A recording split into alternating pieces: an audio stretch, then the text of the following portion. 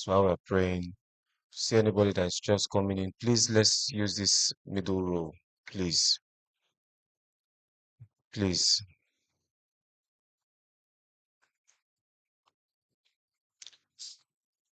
Let's bow our heads as we pray. Dear Lord, we thank you, we give you glory, we honor you because you're God. Thank you for yet another day to expose us to knowledge, expose us to wisdom. We ask, oh God, that you pre preside and take preeminence even in this conference today in the name of Jesus. That you would do what only you can do and take all the glory. Then at the end, it will not just be mere discussion, but actions will be implemented in the name of Jesus. In Jesus' name we pray. Amen. Please, while we're still standing, we'll just take the state and the national anthem and the state anthem and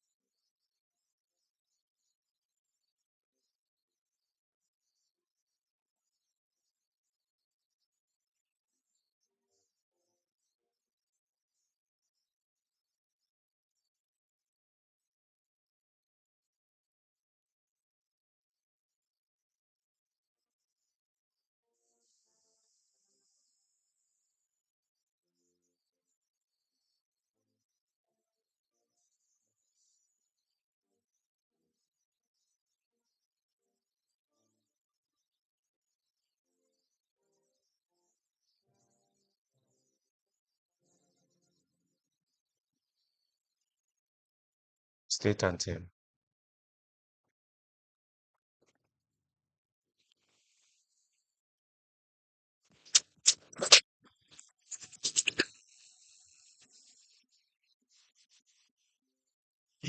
City is calling my sons and daughters of the land. The king of the city is marching. Stand up high to the pride of the land. The founding fathers of labor and our time to serve this land. The glory of the new sun will pour be upon beautiful dawns.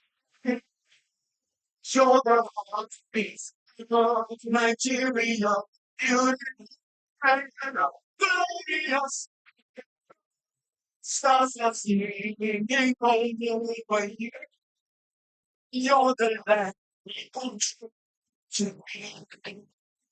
Our treasures are found in all nations, and our greatness is second to none. Our history forever shall be written. Our kings have endured all time. Our people and culture and unity. Our God speaks for the land. Rich culture, stories of heroes. Legacy is forever be beautiful.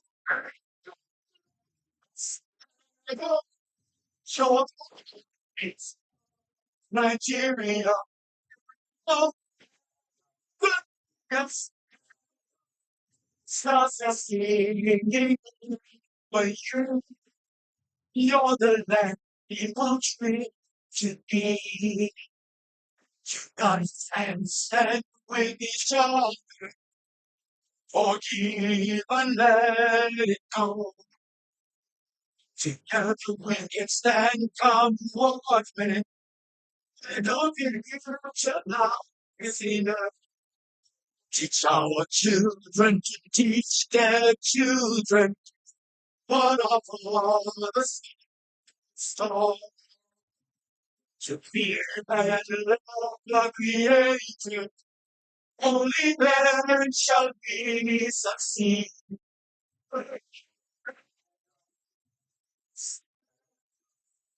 Showing off peace, Nigeria.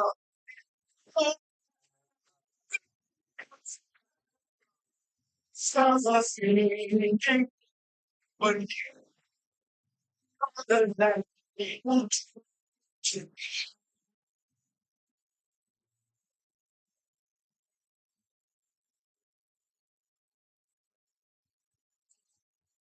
Please let's put our hands together for ourselves as we have a seat. Please take your seat, and please I still crave that we use this middle row, please. Please. Everyone, please. Thank you.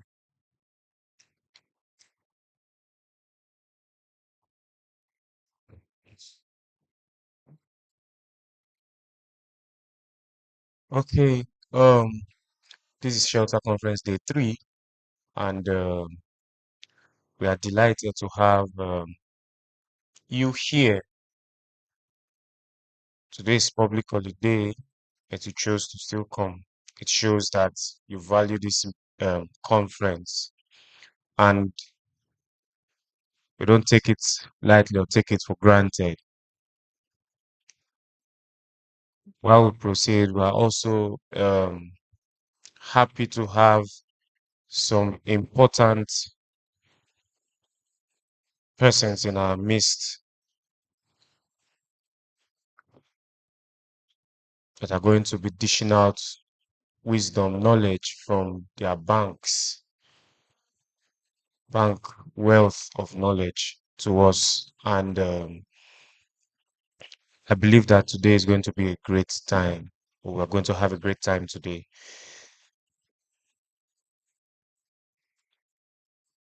I would want to set this open and hand over this microphone to a more, a very senior person to do the introductions because there are some, like John the Baptist, there are some people whose names I can't call because I can't even I can't untie or lace their shoes. Yes, so I would have to decrease. Thank you very much. Please let's put our hands together as we welcome my boss to do that for us. Morning, everyone. Welcome. I think we still need to move the people from the ground floor up. There are quite a number of people still seated there. Um, so while we wait for them to come, I'd like to do a little talk. Um, Today we'll be listening to presentations from developers, certain developers that are doing housing estates in Edo State, and what they are offering the people. And we have the opportunity to ask them questions to know if what they are doing suits the needs of the people. We'll also be having a presentation, a very key presentation on sustainable buildings from the experts here. I'd like us to, it's unfortunate that we don't have many people in the hall because the presentations today would really be very beneficial to us. So, but before those that are downstairs come up to join us, let's do a few, let's have a little discussion. I'd like to take opinions, comments from us here because I've been seeing these faces since Monday. So I'd like us to make some comments as to exactly how this program has impacted you or is impacting you and what you're looking forward to as we go on, because we still have 2 more days to wrap this all up. So will somebody help me with the mic to go around and take comments? Who is helping me with that?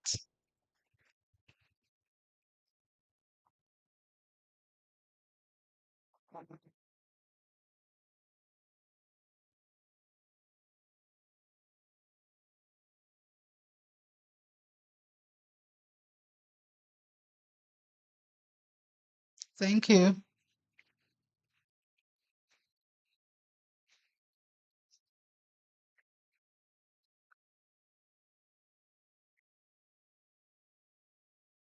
Okay, I'd like to start from my left hand side. So let's start from the first row, left hand side. Is the mic on? Okay, so madam, can you give us your take on the conference so far? What you've gained, what you've benefited, what you look forward to in the next few days coming today into the other days. Yeah, good afternoon, everyone. I'm glad I'm here this afternoon. I think for the past 2 days, I've been coming somehow to be part of this conference. It has been very, very impactful. At least I have learned a lot of things from this conference. Most importantly was that of yesterday when we were talking about issues of mortgage and all the discourse around it. That it gave me an opener an eye opener to as in what the federal mortgage institution is doing concerning our contribution to their office. And still, from this conference, what I hope to take from and seeing how the housing issue will be of a benefit to me and to every one of us that are here on how we can actually make contributions towards that. There is no there's nothing like there's no harm in trying to invest. There's no harm in trying to also invest in housing, no matter how little your income may be. I think out of that income, what we are encouraging or what this conference tends to be encouraging us to do is that we should actually set us some tokens apart for housing. And those are my take. Thank you. Thank you very much. Let's hear from the next persons next to you.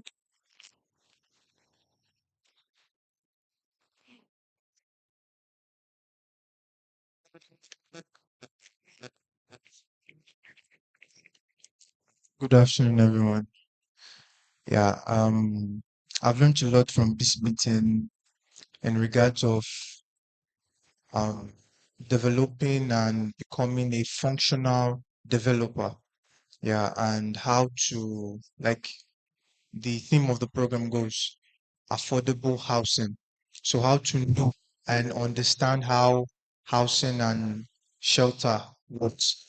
So what I hope to take from this event or from this conference rather is that at the end of the conference, I should have a full and a basic understanding on how to become a developer because I'm kind of getting more and more interested in real estate and properties.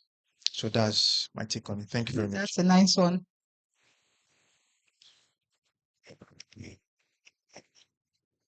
Good afternoon, everyone.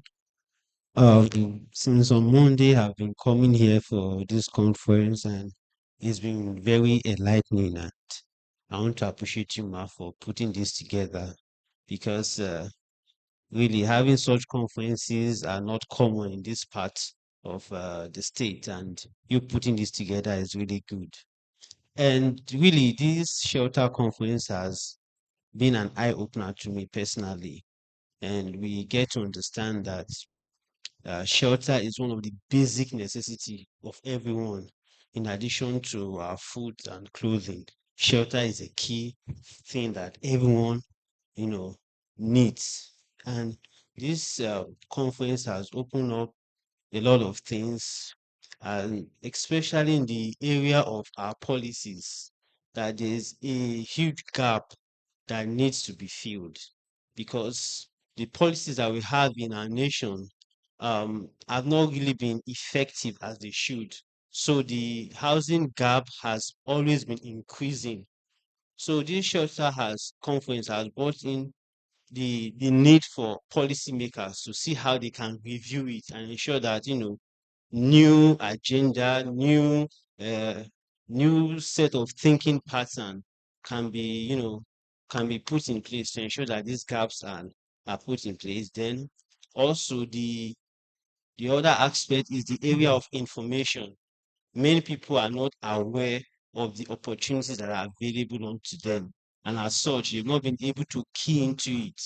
So this shelter conference has also been an eye opener, and I think going forward, it will really help, and I believe those gaps will be filled. Thank you very much.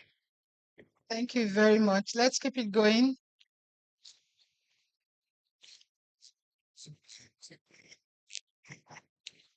Good afternoon, madam. Good Good afternoon. afternoon, everybody. All protocols duly observed. I want to sincerely appreciate you, madam, because what you're giving us for free here, if you were organizing something like this in Lagos, I assure you this hall will not be sufficient to take the people. But it's unfortunate. I don't know whether to say we still lack the awareness in Edo, because a lot of people, when we listen in Lagos, and a lot of people seems to have a kind of bias about Edo State, especially when it comes to investment. But here you are trying to carry the people along, and look at the turnout. I'm not impressed. Even yesterday's turnout to me, I felt was still poor compared to what we're even seeing today. Unfortunately, I attended the first time yesterday. I came in from Abuja 2 days ago. I couldn't come here because it was late. Well, I think I have gained so much from the conference, because before now I used to think Federal Mortgage Bank was a superman of a sort, where because like they used to convince us in the private sector, just save for 6 months. After that, you apply for a loan and you will get it. But from all I heard yesterday, I just saw that it was a gimmick. It doesn't work that way. But however, I've also learned that yes, no matter whatever you've been able to save, at a time you can collect whatever you've saved or collect a housing. So I really gained yesterday, and unfortunately, I will not be here tomorrow. But at least I will try my best to see what we have in the offering today. For those who have listened, please try and actualize what you may have learned here, because no knowledge is wasted. Madam, thank you for your effort. Do not give up. Keep carrying our people along, because from the little I learned from you yesterday, there is so much the society has to take from you. Thank you very much.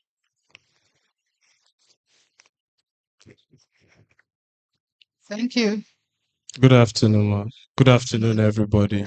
I'm Peter Cole. I'm attending this conference for the first time. I'm a realtor too. I work with Mubdab Homes in Abuja, and I'm honestly very surprised that the mortgage system is here in Benin. Surprised and impressed, because not many people know about mortgage. Not many people are even interested. Once they hear mortgage, they all like, it's the American thing. It's how the government wants to use to back us up. But no, it's actually the government helping you. You see, it's about redefining home ownership in Edo State, and it's a very, very good initiative. I, for one, am very impressed, and I give all kudos to you, ma. Thank you. Thank you. God bless you.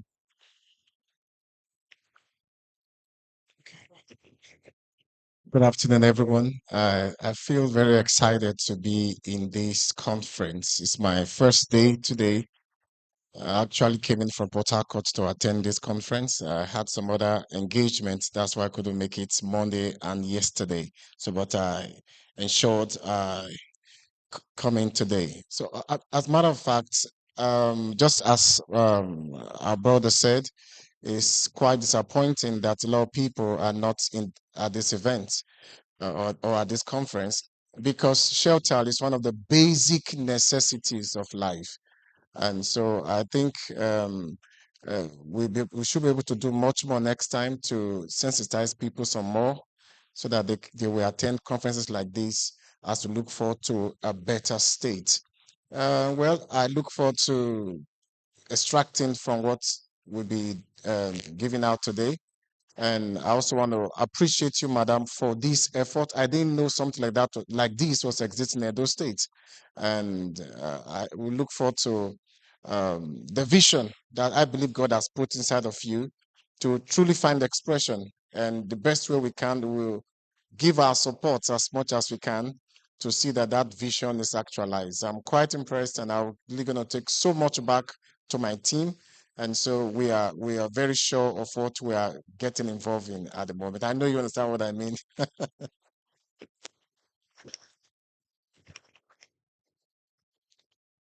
Good afternoon, all. Standing on all established protocol. I'll say I've been privileged to have been here from the inception of this shelter conference. We have seen presentations from experts, and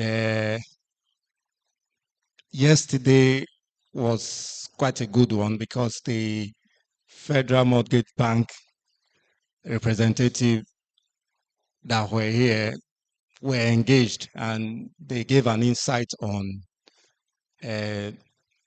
mortgage banking from the federal angle. It's a good one because the shelter is a very important facility for every individual. It is said that it is good for one to own not just the house or the structure, but a living home. Again, the conference is an insight because it's a collaboration between these organizers and the state government. I'm coming from the state government angle, and I've been privileged to learn a lot that it is possible for us civil servants to own. But as a geologist, I know that we had research in trying to use laterite to come as an alternative to reduce the cost of houses, which is the theme of this conference. So I expect that we'll learn more about technologies that will give us affordable houses. Thank you.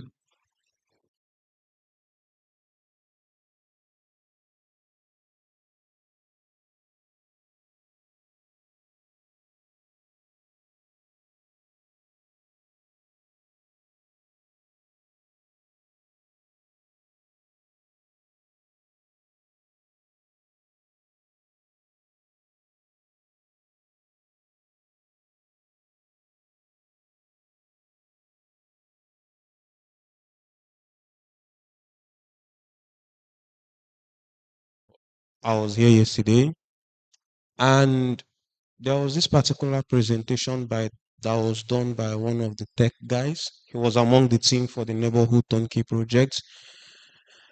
I believe that if that app or that tech should actually come into like something that can be used by all of us, it's one thing that can change the way by which we acquire houses. Why I say so is because for my generation of my own sets, with the way things are progressing, maybe not just in the world but in our country too, we need a quite easier step for us to be able to acquire some of these houses and also make investments in them. So I was quite impressed with the presentation yesterday. I look forward to seeing its implementation and how it's being utilized going forward from now. Also, I want to thank Ma'am for providing this platform for us, and we look forward to see it grow more in years to come because I could see many people saying this about the turnover and the attendance. I believe, like what you said, with more awareness and with more publicity, people will tend to see how important this conference or gathering is to not just the housing issue in Edo State, but in Nigeria as a whole. Thank you.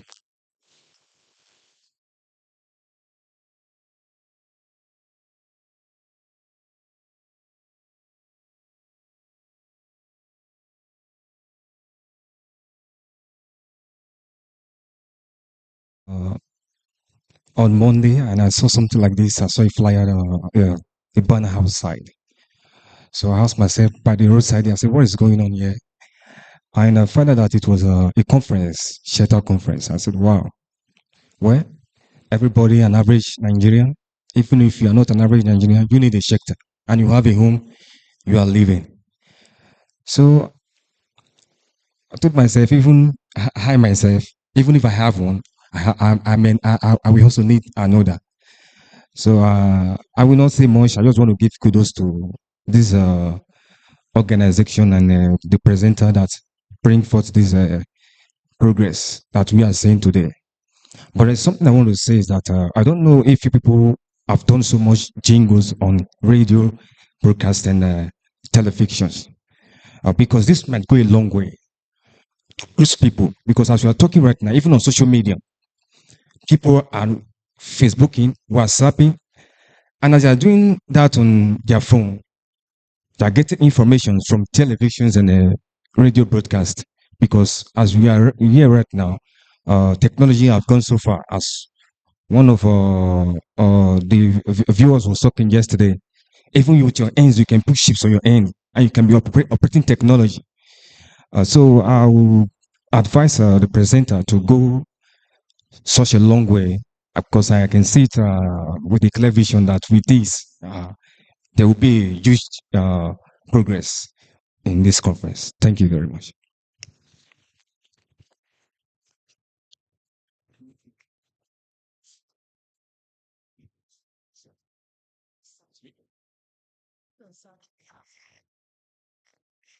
Well, I want to say thank you for um, bringing this up. I like to get knowledge wherever I can get it, like I said, and that's why I'm here again today. It's important for us to appreciate what is going on around us. And again, for those who are asking questions and we don't know what is government doing and all those kind of things. You see how big, how full the hall is today. And then tomorrow, people are going to be worried why they don't get information. Information is everywhere. This is the information age. So which means whatever information you require is available. But when the kind of things happen in this kind of place and we are not keen into it, we are losing. Whether you like it or not, your salary will be deducted, yes or not. Those deductions will happen. But I've learned now that I can go and retrieve my money after retirement. Very good. If it's something that I've learned during this period, I've learned something. Some people that are not here, that did not hear this, they will die and their money will go away. Government will swallow the money. What happened? Ignorance. Ignorance kills more people than malaria fever and all diseases put together. Right? If you do know that when you cross the express road, you can get killed. If you get killed, will anything happen? No. And that's the issue. We need to change our mindset as a people and begin to desire information. Let's stop being mentally lazy. Those that are not here today, apart from those that have legitimate reasons, are probably just lounging because it's public holiday. Every minute counts. Today will never happen again. What you didn't do today, you will never do it today again. So we need to begin to be a people that appreciate knowledge, embrace it so that our lives can be better. Nobody's going to change this country except Nigerians. And that's why I'm passionate about what's going on here and I'm being part of it.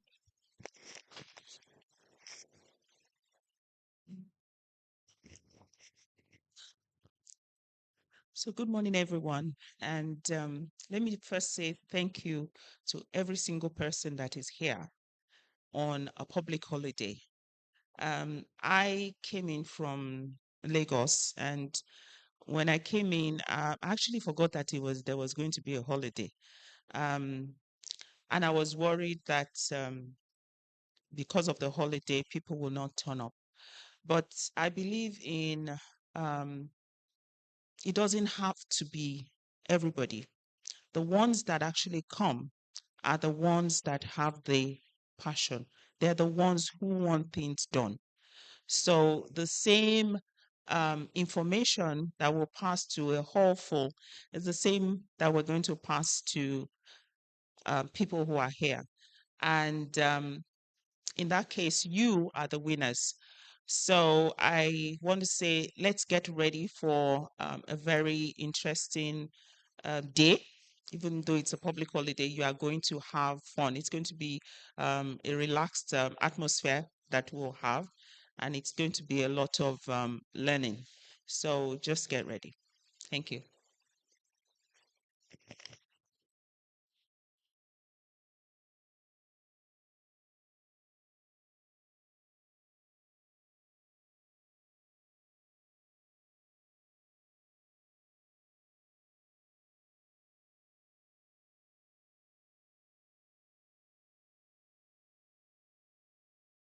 This is an opportunity which many people are not aware of, which they should be seeking to know so that they can key in into this program. Though I was expecting a bigger crowd before I would make my own statement. But however, I can still talk anytime I want to talk. This, because I have been here since on Monday, people have been asking questions. Oh, is it possible? Can it be done? I want to say that this is a possible venture. It is possible, but there are details I wouldn't want to unleash out here. It is possible because housing, as many people have said, after food is the next basic facilities. And here is an organization who has come up to say, we want to have affordable houses for people. How is it going to be done? Yes. You see the state government even talking about, oh, Kora City, these are all that means of this. But in this case, they've gone ahead, they said affordable houses, two bedroom, three bedroom, and they have also come up with a means of us being able to key in by creating a cooperative body. Was it yesterday? There's a cooperative body in place where different people, whether you are a vulcanizer, furniture makers of these, those civil servants, you can key in based on what you're able to pay. You begin, and the more people are into this net, the more the viability of being able to create more and more houses for our people. Beside the state government, even the federal government, people say, oh, mass housing for the people. So awareness is what we really need. I've just been across the road. Somebody said, what's happening here? I said, there's a conference for mass housing for low income persons. He said, eh? Here? He said, yeah. He says it's when? He said, I belong to the Furniture Association of Edo State. I'm in social position. I said, eh? He said, they are not aware. He said, these are the things we need. So we tell our people. Two bedroom, three bedroom. We're not saying, oh, you want go be building a duplex. Being able to have a shelter, it doesn't mean that your room you have to put ice or put AC. Yes. So let us do a lot of publicity. So at this conference, this project, I'm aware by next year, this project will kickstart. So let us not be sitting, say, how will it happen? It will start. Professional, you saw them yesterday. They are ready. The architect are there. Town planners, I'm the chairman of town planners in Edo State. I retired as the director of town planning in the Ministry of Fiscal Planning and Urban Development. So I know what this project is about and its benefit to the general people of Edo State and Nigeria at large. Thank you.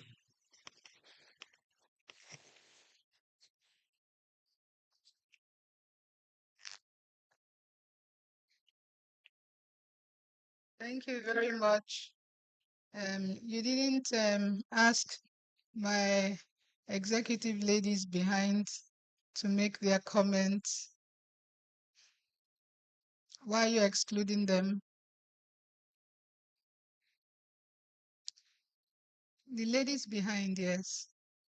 Okay. All right. Thank you. Thank you very much for the comments. They've been quite encouraging. So we'll go right away into today's session. I hope our presenters are ready. Prince Builders, are you ready? Why? You are supposed to be presenting. Okay, so how many seconds do we have to give you the mic? That's a long time. But you should have done that quite a while ago.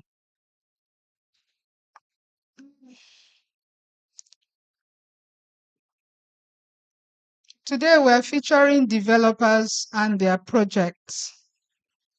Developers and their projects. So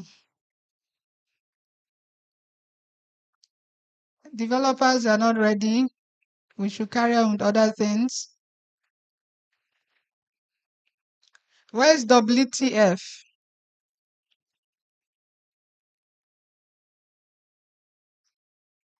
Wow.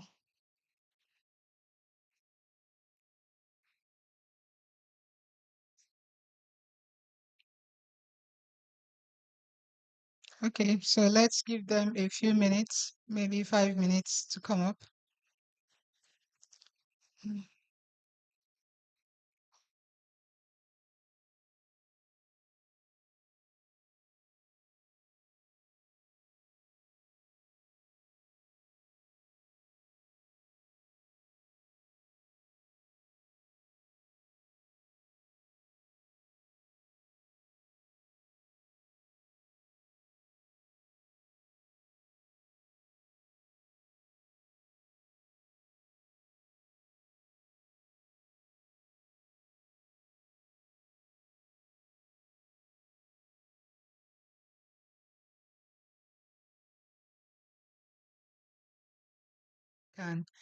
You can identify with what I'll be talking about.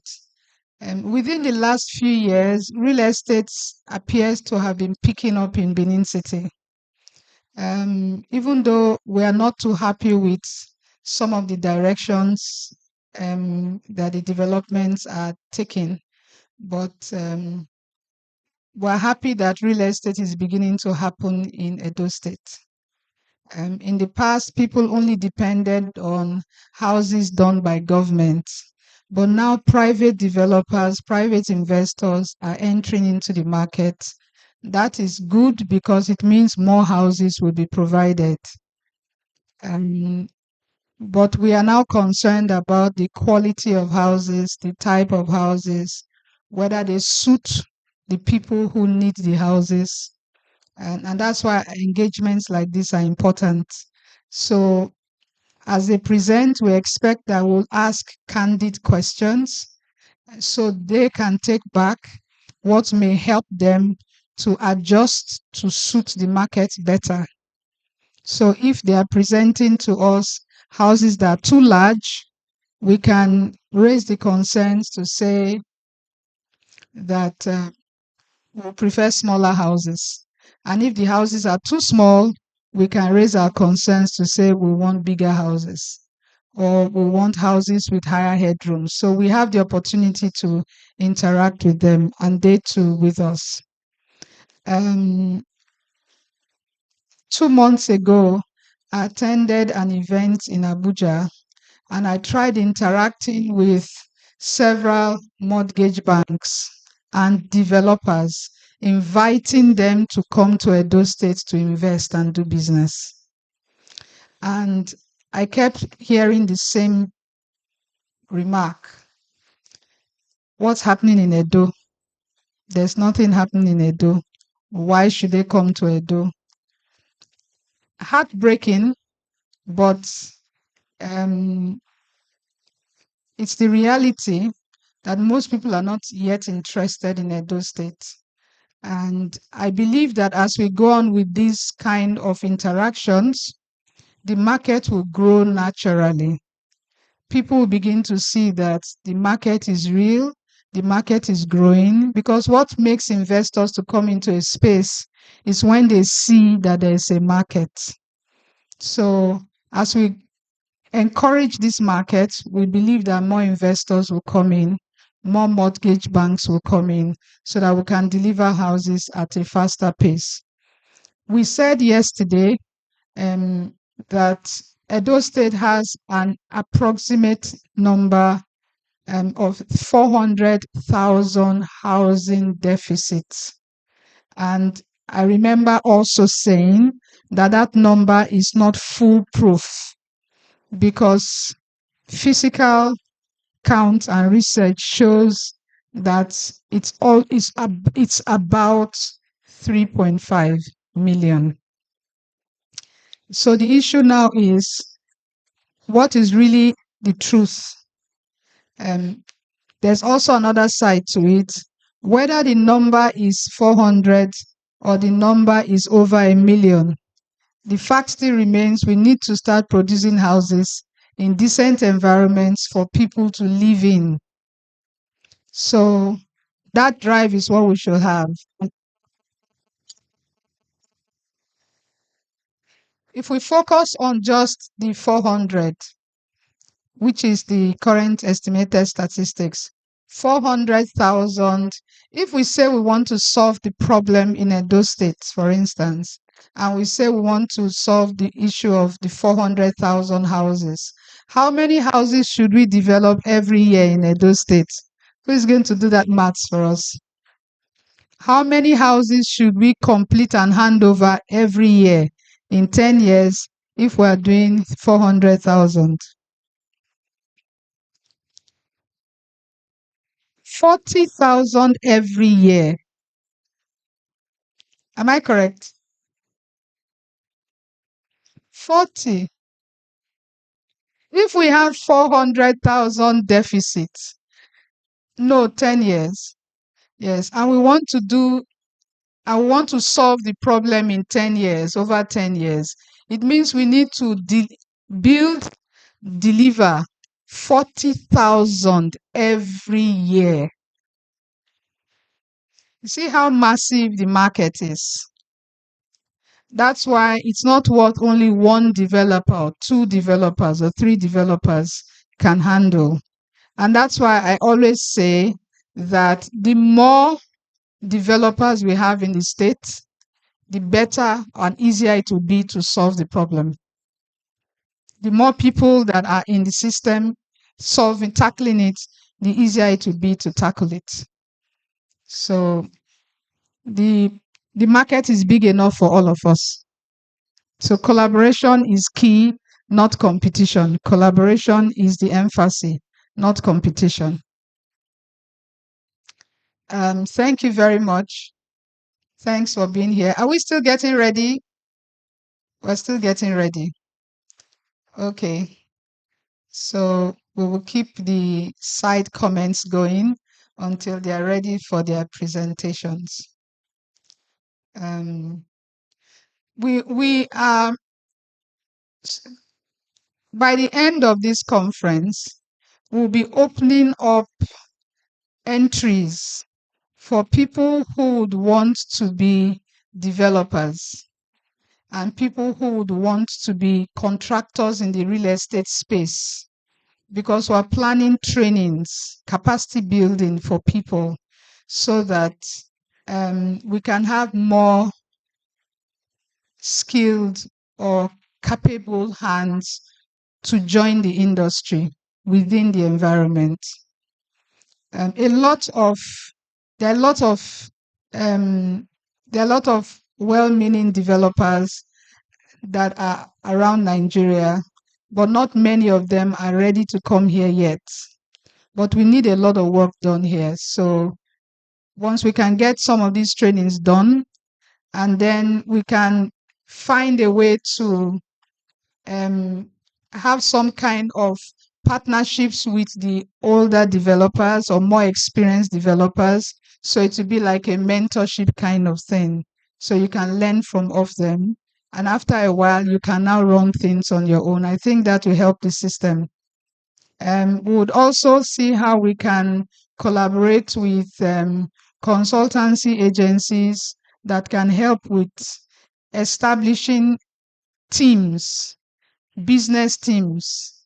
A lot of young people may want to be developers, not know how to set up their team. They may not know how to set up their company in a way that they can be effective as a business and as a product developer. So we'll do that and see how it goes. Are we ready? Okay, thank you. So I'll give you the mic since you're ready. So I'd like us to welcome WTF Construction Limited for their presentation. They are one of the developers in town and they are very vast to their experience. So I'll hand it over to you now. This is the MD of the company and she's Mrs. Nosa, Engineer Mrs. Nosa Omere. Ome. Pardon me. It's a Benin name. Thank you very much. Thank you. Good morning, everybody. Welcome once more. We thank God for this conference, and we want to thank the conveyors of this conference. We are happy to be here, like us. I've said it twice now, and we thank God that this is happening in Edo State, Benin City. I am from Edo State, and I'm very passionate about my state. So anything to put Edo State forward, we try to promote it. So you are all welcome. I represent WTF Construction Nigeria Limited. WTF Construction Nigeria Limited, or WTF Construction as it were, is registered in about 5 countries in West Africa: Nigeria, Ghana, Cote d'Ivoire, which is Ivory Coast,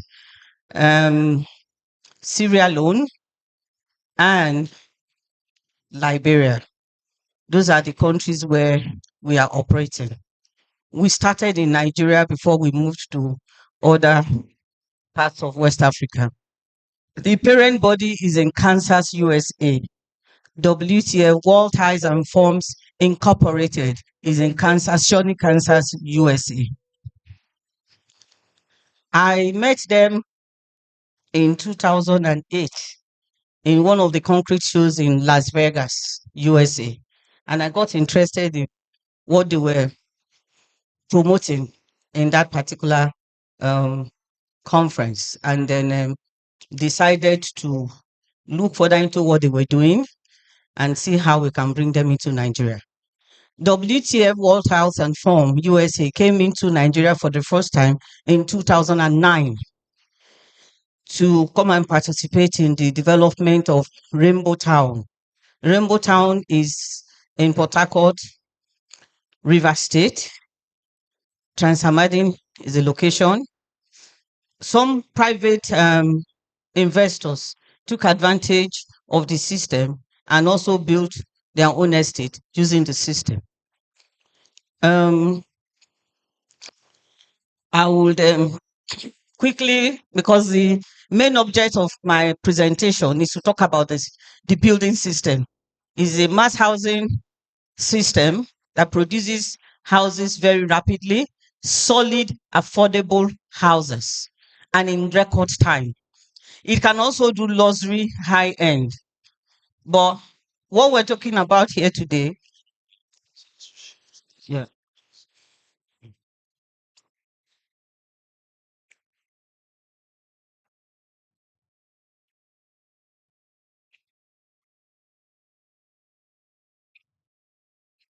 Move it forward. Yeah, it's okay. Yeah. Thank you. What we are talking about today is affordable housing, how everybody can own a home at a particular time in one's lifetime, productive lifetime, not when you are aged. So the system affords that, and it will give you homes that are really, really durable. I would not spend a lot of time talking about my management. The next slide is mission statement to deliver fast, affordable homes and durable vertical construction. Vision to be the West African best vertical construction company by providing affordable, volume-driven, and high-quality buildings. Who we are. I've talked about who we are.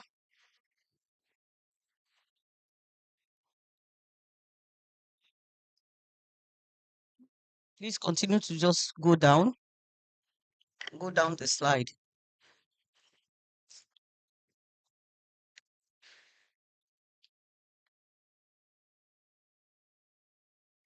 I'm the CEO of the company, as me there. The next slide is our Chief Operating Officer, Nick Kasper, is a Lebanese. The next person is Mr. Ayo Babajide, sitting right there. Mr. Babajide, please stand up for recognition.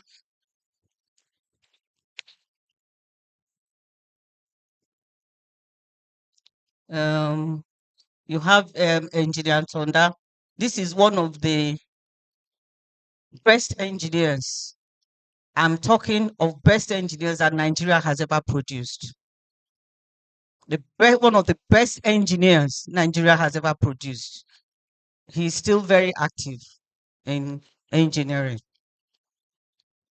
He's here in Nigeria right now, doing a whole lot of things. He's in our team because we're talking about concrete and we're talking about structures. We're talking about stability of homes. So you can't do anything but work with the best hands that are available.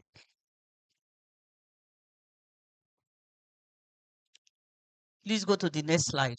The next slide is our operating director is an American. Because we have partnership with USA, we have to have one of them working with us. World Ties and Forms, that is the WTF. I will explain that because a lot of people don't understand. This is one word, World Ties and Form. Tunji, can you just come forward? The building system, raise it up, stand up there, please. This is the wall. There are several of these panels that you collapse together to form a wall. Turn. This is the wedge that connects each of the panels. You know, the panels come in sizes of 300 by 3 meters or 300 by 6 meters, depending on what you want to cast. If you are casting the column, if it's a 6-meter high column, it will come in 6 meters. They apparently produce these panels in accordance with the architectural drawing. We don't alter architectural drawings, but we can give advice on cost saving. Some of our architects are very eccentric, you know, they just draw lines. If you must use this system for it to be economical, you have to systemize some of your units, like the windows, the doors. You can have several sizes of windows, maybe 5 at the most. It's better. I will explain that later. So this moves from one. This is how you key the panels together, and then you have another set this way. The tie is what ties this panel to the other panel, so that there is a hollow in the middle. So that is the tile. This is the form, and this is the wall is what is creating. So that's how the name came, wall tiles and forms. So these panels are made out of aluminum, pure aluminum. So whoever is going to invest in this process must protect your aluminum panels. We had a situation in River State where our brothers from the east will just come and collect it and use it for spoon and aluminum pots. This is pure aluminum. So you need to protect it. It is an investment that you don't make and lose it. You can use these panels for up to 1,000 times. It's rigid, so it's not flexible. It won't be broken. Turn it. By the time you cast your concrete, you see the thickness. So it's not something that will, with wood, after a while it will wobble. This will not wobble. This is the face that the concrete goes into. By the time you strike the forms, this is the kind of face you will receive. A smooth surface, no plastering. No plastering. So the building comes plastered. We have about 5 different surfaces. If you don't want to use, if for the external, if you want to have some other surfaces, which you will see on the video that I'm going to show you, they will do some of the panels to have those surfaces. So what it means is that as soon as you remove the panel, like if you want a tile surface, like brick surface, that is what you get when the panel is removed.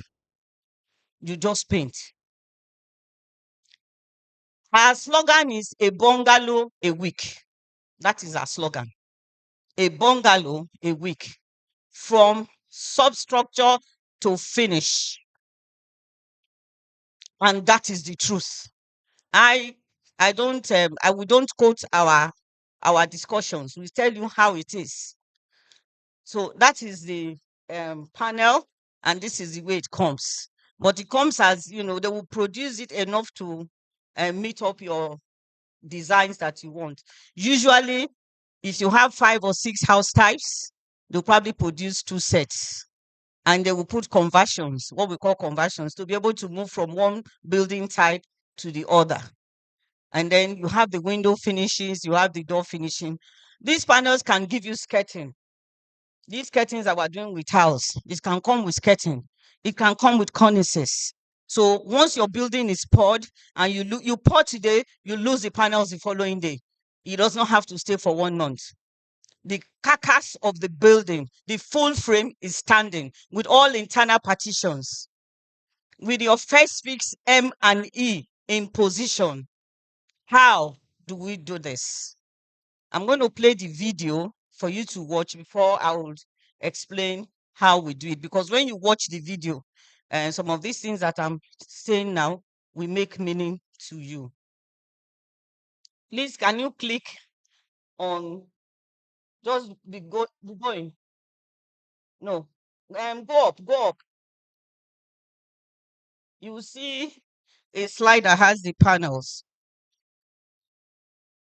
Yes, it will click on it at the bottom. It will play.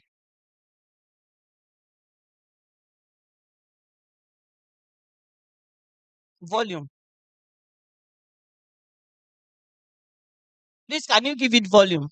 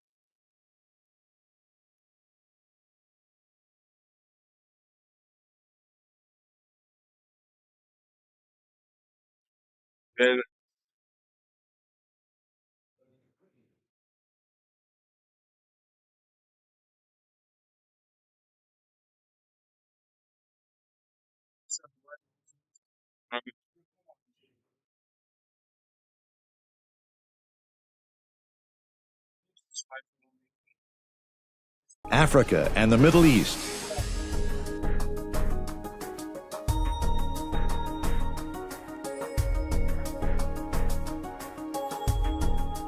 And Asia and the Pacific Rim.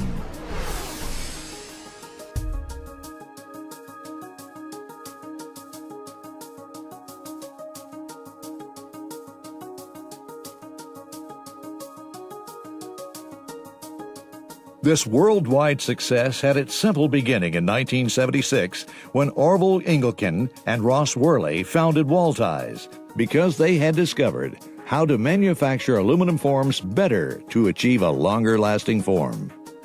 Wall Ties and Forms has now grown to fill this state-of-the-art manufacturing facility in Shawnee, Kansas, in the United States that turns out over 200,000 concrete forms each year, plus hundreds of thousands of ties and formwork accessories. Wall Ties and Forms is also the leading designer of concrete formwork systems. Most wall tie systems are to some degree custom designed to meet the needs of the contractor or of a specific global area. The wide range of WTF customizable systems includes forms for concrete housing, foundation systems, tunnel construction, precast, post and beam construction, including columns and hollow columns.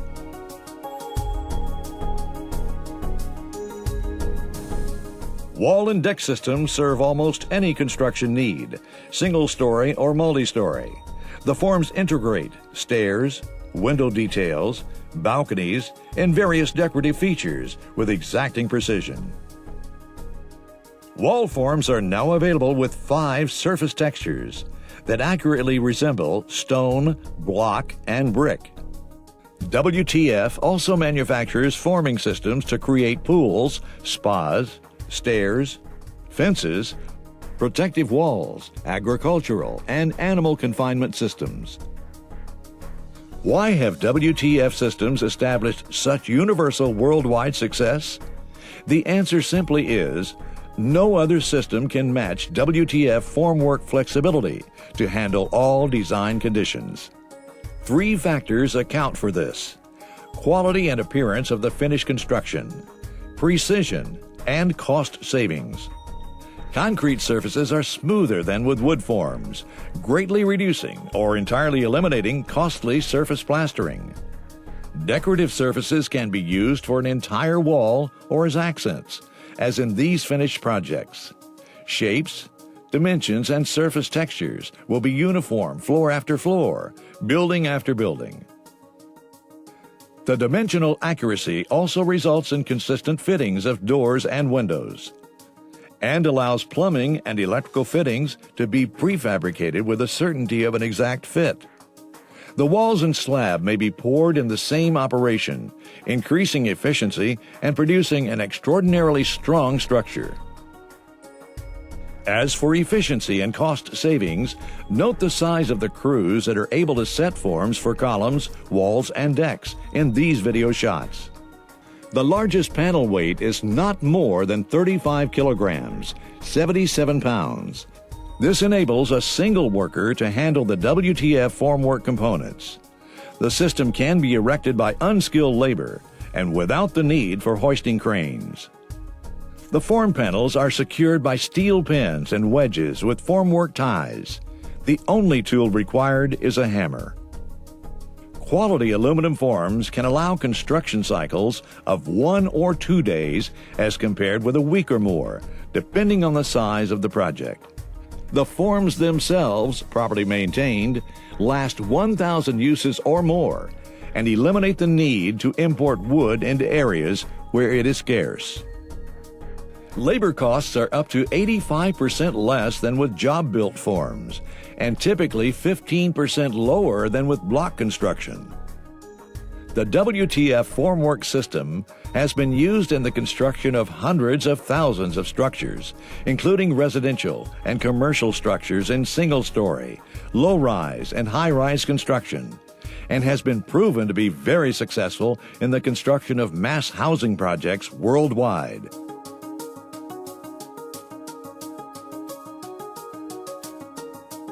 Wall Ties and Forms has been helping satisfied customers in the construction industry worldwide do the job better and more cost-effectively for over 30 years. With our wide variety of forms and our customization capability, their potential use is as large as your imagination. For more information, visit our website at www.wallties.com.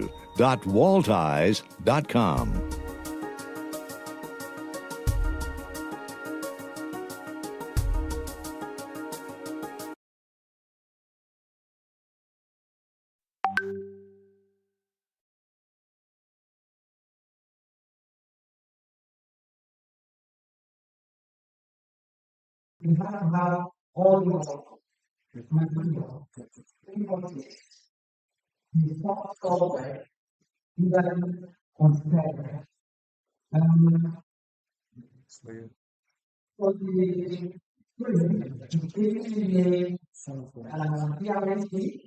need a lot of enforcement for higher students if you go into where the criminal are to be, and the main event plan and plan.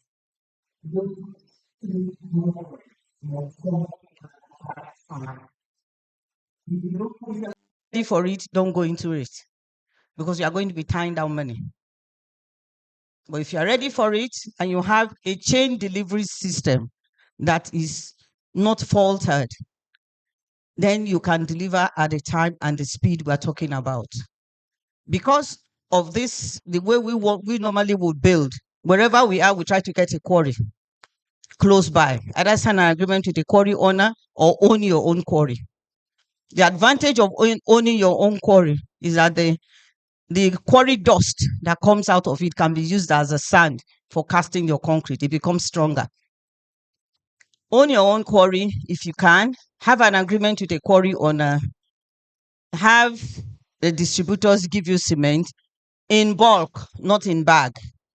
So you must have for you to be able to process your concrete very quickly, have a batch plant. The batch plant can be stationary, it can be mobile batch plant, which means it can move from spot to spot to pour the concrete and move on.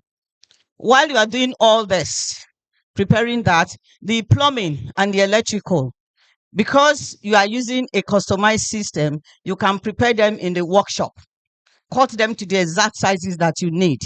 Because this plumbing and electrical fixed fees is tied to the mesh that you use to set out the whole building floor plate is set out with mesh.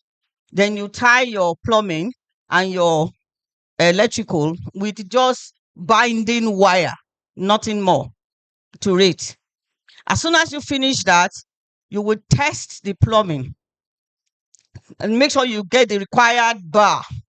Is it 1 bar? Is it 1.5 bar? Is it 1.6 bar? Depending on the height of the building. And when you have that, you plug it and then you set the panels.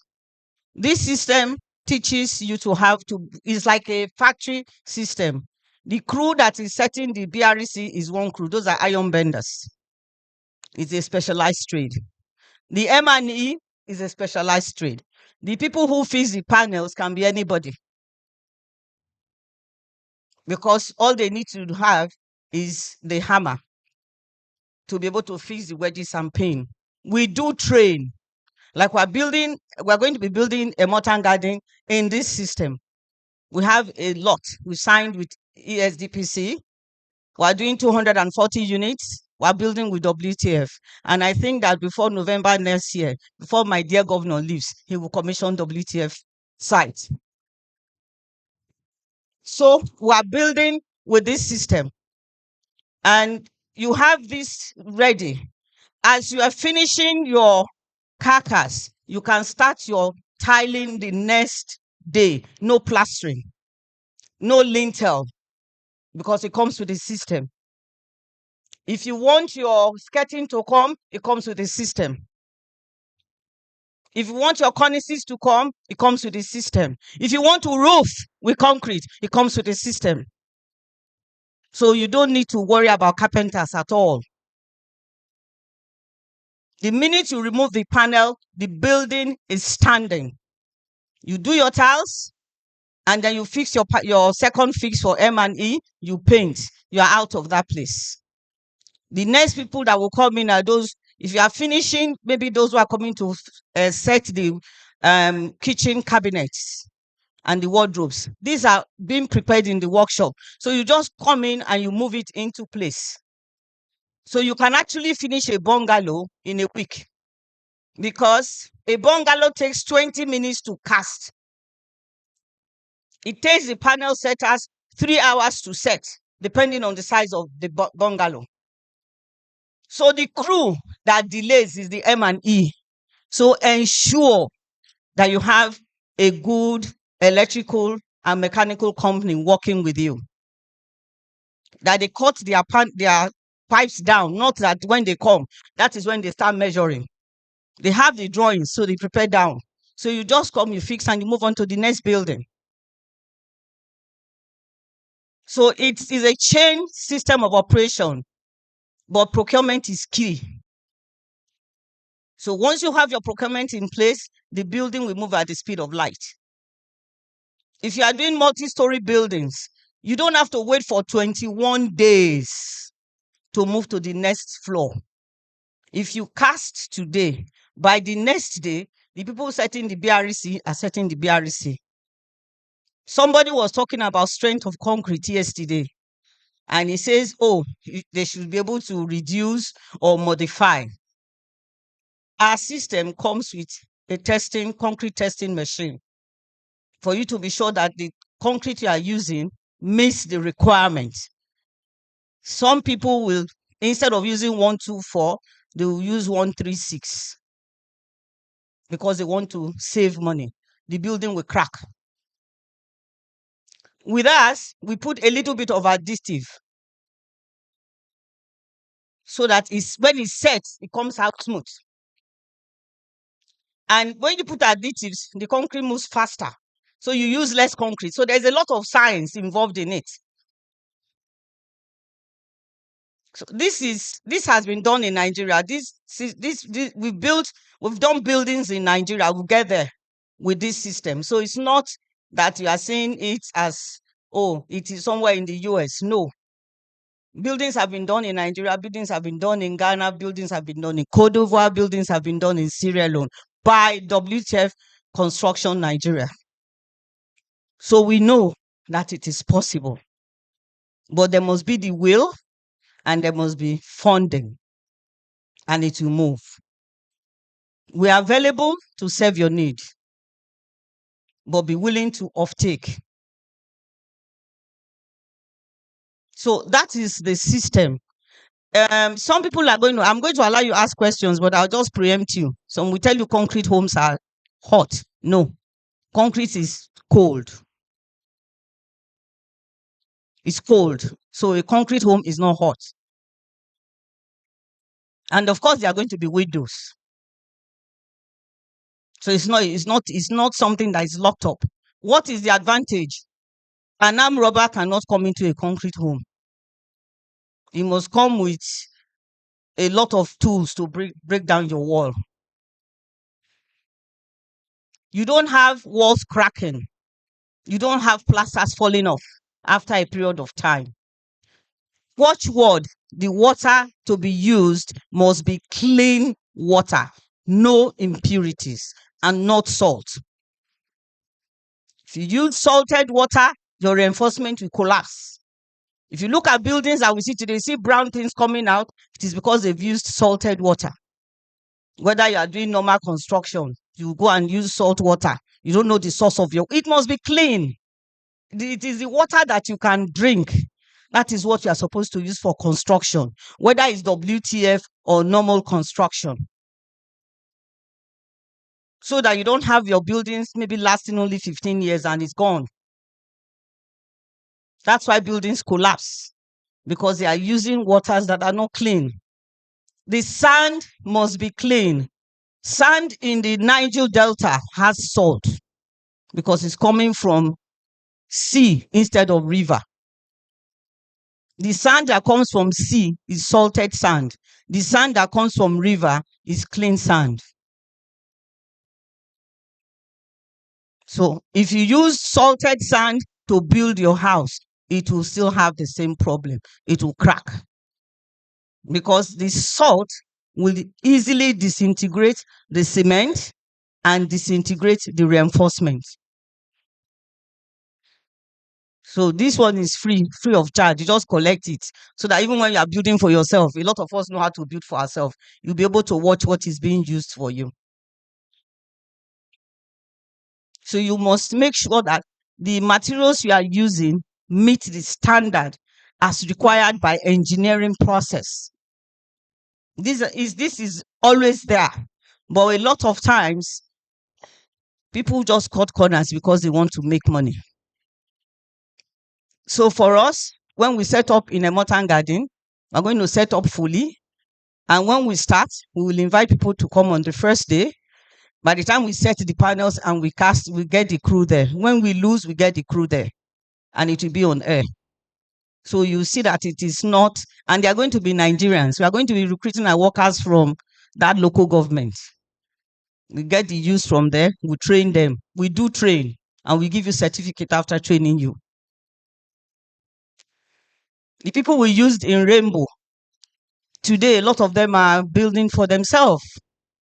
The young men who are not qualified engineers. The man who stood here now has worked with me in Lagos. He has worked with me in Rainbow. He's worked with me in Sierra Leone. He's been moving around with me and so many of my workers. So he can explain. He's an accountant, graduate accountant, but he can explain how this system works, and he can actually lead a team. So that is the reason why the system can teach anybody and it can train anybody. We don't need heavy scaffolding to use this system. It comes with its own scaffolding.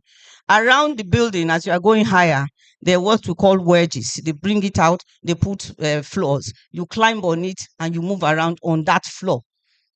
As you move the panel, this reinforcement, this scaffold moves with it. Then the bottom, you can be finishing.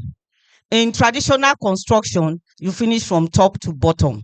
With WTF, you finish from bottom to top internally.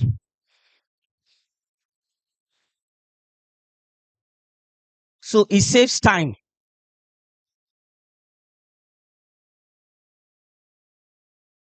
In terms of cost, let me do a little arithmetic. Oh, concrete is very expensive. I've told you the additives you put. We know how we get our concrete at the quality we want and at the price we want. You are building normal traditional home. You are renting a house, and your landlord, you've told your landlord, I'm moving out in 6 months. I can't renew my rent. You've told one engineer to build your house, and for some reason, his procurement systems are not in place, and possibly you are not paying him when you are supposed to pay him. In 6 months, your house is not ready. Maybe it will take another month or 2 to tidy up. Your landlord will not collect 2 months rent. He will collect 1 year for you to stay that additional 2 months. In engineering, there's what we call liquidated and ascertained damages for delay. A lot of the big contractors pay to government. If it's a government project, or if you are dealing with an investor that knows what he wants when you are doing the traditional system. Because when there's delay, you have to pay the cost. If you know these things, the way these things are calculated, you will know that traditional systems come with its costs if procurement is not in place. So that is why, if you look at this system, like I said, procurement has to be in place for you to use it. It's also applicable to traditional construction. I am not saying that we don't do traditional construction. We do. But I'm saying for affordable homes, for mass housing, this is the way to go for you to be able to produce the houses as quickly as possible, and it's very durable. So it's not like you are turning them out and tomorrow is going to collapse. No. And you can see the buildings you saw there. There is no, if the architect likes, let him make it a curve. Aluminum panels will produce a curve. It's not steel, it's aluminum. Steel is rigid. Aluminum under fire is flexible. So you can get any shape that you want out of this system. But for cost-saving purposes, if you are going to have arches, make sure you have in all your windows so that they are not producing one is an arc, one is a square, one is a triangle. No.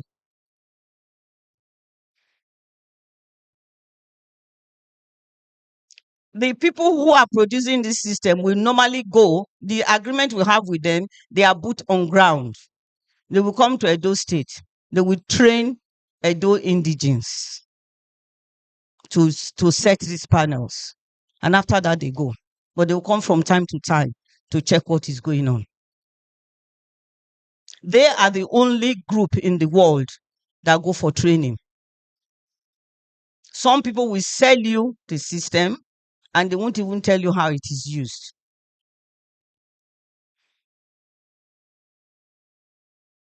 So that is WTF. We've used it in Rainbow Town. Can you go back to the slide, please? Just go down a little bit. No, go down. This is Rainbow Town, the one on this other slide. That is the way it should have looked if it was finished. It was abandoned due to political reasons. It was Rainbow Town, yes, the slide on the other side. That is the way Rainbow Town will look when it is finished. WTF had 6 of the towers. Each tower is twin. So we had twin in 3 places. Twin in 4 places.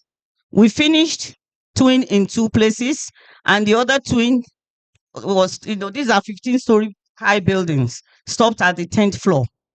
They gave to Costain. Costain was doing traditional construction. It took Costain a year and a half to complete 1 tower, carcass. Not finishing. One was given to an Israeli company. They did post and beam, but they didn't finish at the speed WTF finished. Just 1 tower.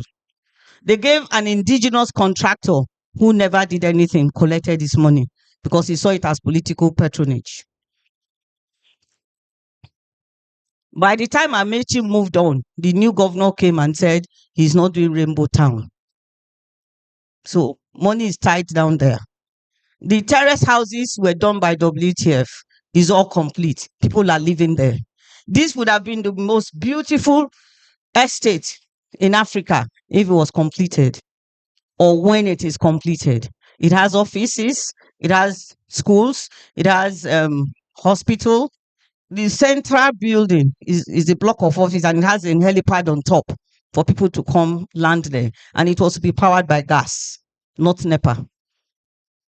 So that investment is in Rivers State, waiting for somebody to wake up to pick it up. This is the time it was being constructed. The slide on this side, that is the WTF site in Rainbow Town when it was being constructed. The ones at the back are the terrace houses that were completed very quickly. Please move to the next slide. Go down. Farms Lekki. Okay, the picture is not there. We didn't, but it's in the book. Go down. This is Sierra Leone Airport. Sierra Leone International Airport was extended using WTF system between 2011 and 2012. We built a whole wing because they wanted it done before their independence. We got it done with WTF system. Please go down. There are some other places that is used in Nigeria, but it's not. Some people use it for their private homes because of the quality, the strength. Some use it for fencing. If you drive along, if you are going to Ekpe, you see some fences that you see cityscape written. These panels, actually, if you want your name, like a modern garden, if they want to do their fence and they want a modern garden engraved in the panel for the fence, it will be engraved in it from the factory. When you cast and you remove, the name is there, it remains forever. So you see some fences in Lagos that has names that are engraved. It was done with this system. Please move down. This is a modern garden. The building on the, and then, we're using that. This is in Abuja, National Council of Women's Society. They want to use this product. So that is why it's here. The contract has been secured. It's in Area 11 in Abuja. It's 3 towers in one. They want WTF system because they want it built quickly. 18 months, this building will be done. They're still going through the approvals.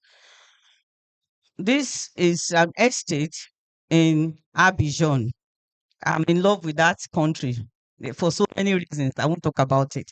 So, and this again is going to be built in WTF system. We have several projects in several places. Once you know what it can do for you and the value you would derive from it, the tendency is for you to gravitate towards it.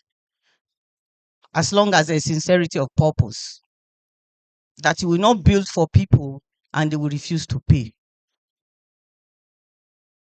Because some people will engage you, you build, and they will not pay.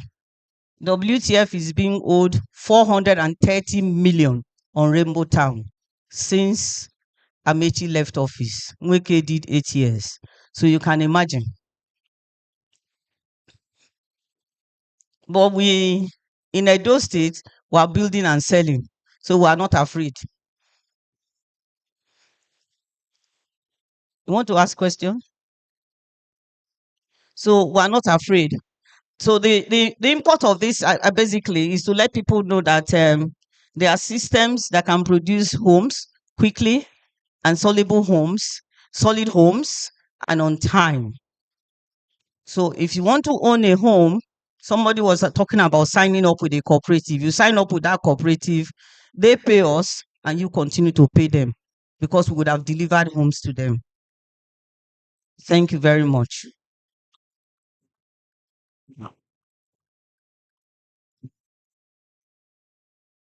So if you have questions, I'm here to take it.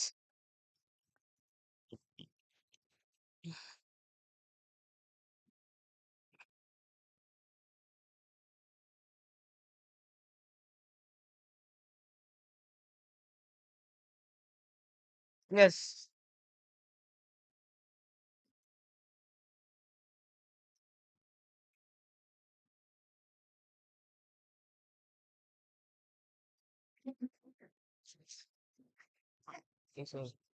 Thank you very much, Ma, for that presentation. And this is something that I wish we can employ or deploy, sorry, in very many of our locations for the sheer number of people that we have in our country. The housing deficit is such a big deal, and we keep on talking about it. But the real challenge for me, Ma, is because of the lack of funds or the scarcity of funds, deploying at this scale, because as a project manager, I like doing things on a pilot level. So when I get a pilot level and it works, then I can deploy in hundreds of thousands. And so for me, I think the way to go probably would be to see how we can actually have like franchising for people that want to do 20, 30, 40 estates. And then they will be franchised to you as the big company, because not very many people can deploy the 300, 500 million to be able to build a house. Because the real challenge for houses, sorry. So the real challenge for me is in terms of scale, having worked in this environment, for you to one, get your money back, because you have seen from your own experience the challenge of getting money back from governments. You have 4 years. So I think driving you through the private sector in terms of franchising, in terms of having them doing small communities, will be a faster win for your organization than doing a global 200,000 houses. That's my own advice, in my own take, based on my own experience. Thank you very much. Like I said, Palm Spring is not government owned, it's privately built and is fully occupied. We did it in less than a year. It was taken over by Chevron. It's somewhere close to Chevron Drive. It's owned by the owner of Park and Shop. So he funded it and it was built. I'm usually on site. I'm telling you. So, okay. What I'm trying to say, you have named one or two, and I'm thinking in terms of scale. You have 230 million people to serve. You will get better mileage by getting sub people to do 20, 40 houses in regions that you control. That's how the franchise system works. And because I understand the environment, you will not get many of the park and shop owners, right? They are talking about to pay. So what you call the value of your money in your pocket at 23% interest, you are not making good use of those funds. Then if I have 30, 50 people I delegate the same thing to, working in Kafanchan, Abuja, Port Harcourt, at the same time, I'm just, this is free consultancy. I would do it if I were in your place, because I know that the time value of money, right, that I will do in one place, I will not be spending that kind of money and energy. I'll just divide myself into 50 places and they are reproducing the same thing, because not too many people have that concentration of money in one place. The technology is fantastic. I have used it. I was showing your MD. I've used it in Numaku, right? I've used it in Mitros residences, which we did in 60 days. So I understand the efficacy of it. But I'm saying we need to step up to the next place where it's operating like mushrooms and happening everywhere at the same time. That way we are getting mileage. Remember, we had this issue of when will I get my house? So if it's only happening in Benin, thank God it's happening in Benin. But can it not happen in Benin, Kafanchan, Port Harcourt, Abuja, all at the same time? Because we don't have time anymore. People are getting impatient. So we need to begin to demonstrate that these things are doable to much more people for it to get the traction that you require. Thank you very much. I appreciate your contribution, but I just want to let you know that we had a contract to build 5,000 units for the Nigerian Correctional Services, and they were scattered. We chose our locations. We chose Kaduna, we chose Abuja, we chose Lagos, we chose Oyo, we chose Ogun, and then I added Edo because I wanted it to come here. And they had off-takers. What we just wanted from them was a BG. The problem was accessing Federal Mortgage Bank loan. They gave us tons and tons of bags of off-take forms. We put them into the system. We paid people to put it in. So it's easy for anybody to profile. They had the land, but did Federal Mortgage Bank come in? No. So replicating is easy. We're talking here yesterday, we're talking about getting cooperatives and even getting people to sign up. That's what she was saying. The Edo State brought it back. I was told that for 30 years, nobody did Federal Mortgage Bank in Edo State. But Governor Baseki brought it back because of the housing projects that he's doing. And I know he also paid a premium because the labor union insisted that he must pay some part of it for them to get them back. I am quoting Federal Mortgage Bank now. That was the only way the labor unions allowed a Federal Mortgage Bank system to start operating again in Edo State. So, but get people to go and fill up the form. Just go and register is a problem. Come and listen to lecture, seminar, how you will benefit is a problem. So it's an attitude thing. We had that contract, but we brought in the money. We brought in $20 million, but we needed the offtake to be signed off, and for Federal Mortgage Bank to agree to pay their 70% counterpart funding when it is done. So it's not like we have not tried it, but the 20, 30, 40 developers that you want to work with, if they don't secure their funding to pay, and I get money to pay, I have funding from outside of the country. I have.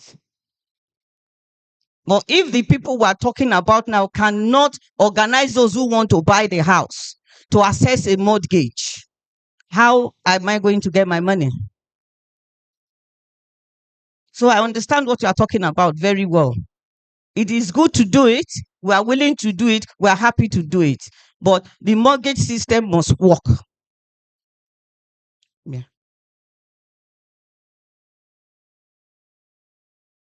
Because I and my friend had been talking, so I understand where he's coming from.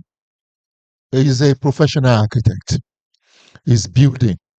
He's used the WTF system before.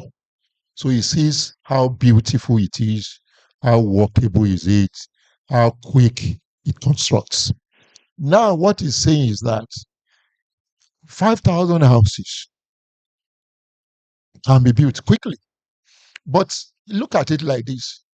Peradventure in Benin, there is only 100 of such houses ready.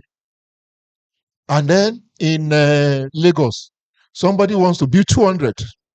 I think you are talking about collaboration, say cooperation from one professional to other to get things done faster. We are not against it. In fact, the reason why we are here is letting people know that this technology exists.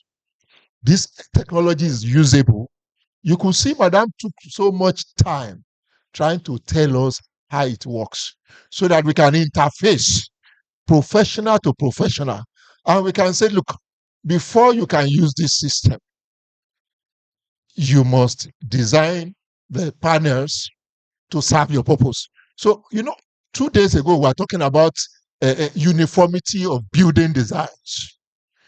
Do we have standard houses, 2-bedroom size houses that can be for mass production? So that if you are doing 200 in Ekoma, I'm doing 200 in Edo South or somewhere, it's the same. So if I finish using my panels here, I can give them to you. And we are working somewhere else. So we are not against that. And we are willing to work with such people, provided they understand by being trained how it works. It will help us all deliver faster, reach more people. I guess that is what you are trying to say. Faster. Because as much as we want to do 2,000, 3,000, 5,000 houses, the resources might not be concentrated on one hand, I believe. And that if we fuck it out, break it down, it would multiply. I think looking at it from that time, Madam has nothing against it. And we are here to collaborate. That's why we are in Benin. Thank you. So if there is any other question, I will take. Yes. Good afternoon, madam. Thank you very much for that beautiful presentation. My question is this. Like, we have a property now where we have serious plumbing issues, and it resulted to having to break part of the wall to get in new external plumbing fittings and all of that. Do we have such flexibility in maintenance of such wall ties forms? That is one. Then two, you said a bungalow a week. If you're doing a bungalow a week, how long will it take you to do a 2-floor building that we call a duplex or maybe a block of flats? Thank you. 2 months. 2 months. Yes. And that's why I started talking about procurement. I mentioned that procurement is key. If you don't plan well, you plan to fail. In terms of the plumbing, let me answer it because you were waiting for me to answer that. You see, when you're doing high-rise buildings, there's what they call dots. They put dots in the system to allow plumbing and electrical to run through for maintenance. The problem we have in this part of the world, Africa, because from my introduction and explanation, we are not only working in Nigeria, we are working in other African countries. What was the problem we had in Sierra Leone? Sierra Leone used what they call styrophones. Yeah, styrophone is rapid build system also, but it's a terrible system in Africa. They put it together as PVC and they put foams in between. Before you know it, the building is ready. When the plumber is going there, he won't even, he's not ready. He doesn't know how the building was put together. He will damage the building in order to access plumbing. Every plumbing has a socket. They have sockets, they have points, they have elbows. So for our system, you had me saying the building must be tested, put under pressure for at least 24 hours before you put your panels. What blocks in a building is not the water line, is the sewage line. People are putting sanitary pads in toilets. They are putting a diaper in toilets. They are throwing plastic in toilets. That is what blocks it. How do you unblock? There is a sucker. See, there's so much available in the industry. You just put, there's an instrument you put, it will tell you where the blockage is. You put the sucker, it sucks it out.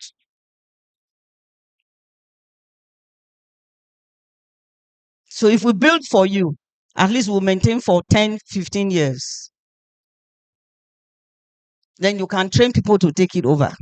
These people who are into building maintenance companies, they need to step up to have the adequate tools that you don't necessarily have to break down buildings.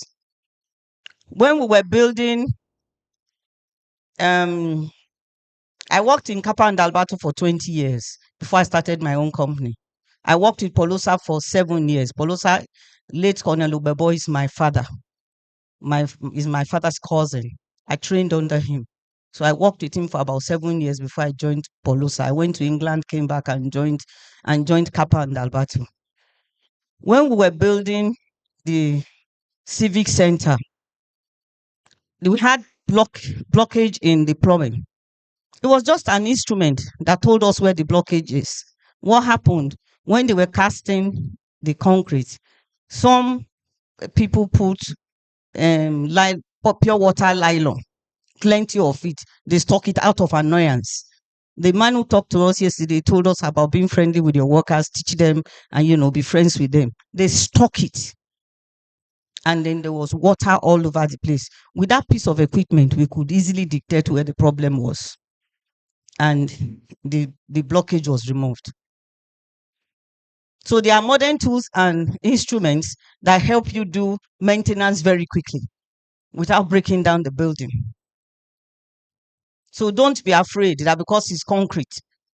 Some people say, okay, if they want to modernize their home, if you want to change internal structures, you can do the external one in concrete and do the internal in block wall. It's flexible. So it's what you want, that's what we give you. But when you're talking about mass housing, you're talking about delivering quickly. So that flexibility won't be able to allow flexibility for everybody. If you are buying my property in a motor garden, after you have paid me 100%, you come and tell me, madam, don't cast the internal walls. I want you to put block wall. I will put because you have paid me. If I have to change for every Peter, Paul, James, Jerusalem, then the purpose is defeated.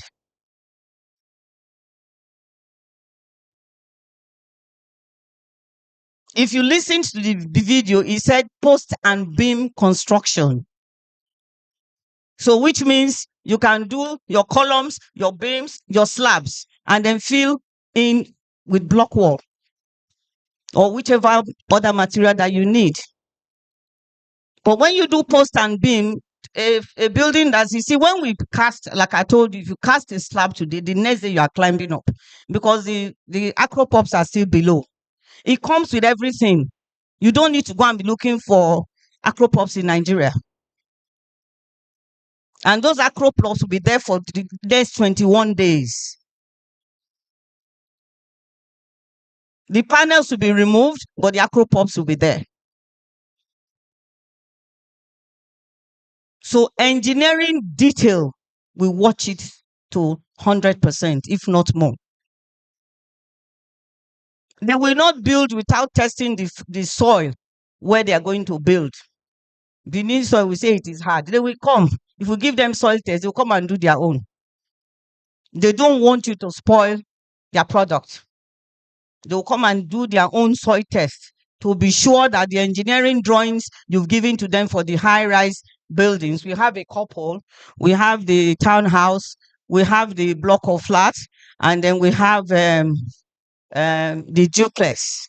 They will test the soil to be sure that the engineering drawings that you have is complying with the soil test that you have.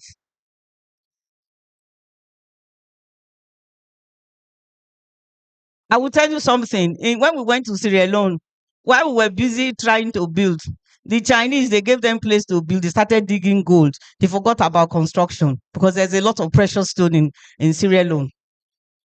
So if I was given a site that had gold, maybe I will not think of doing WTF. I will tell them I want to do block because I want to be digging gold. So it's not only in Africa that we have people who are not straightforward.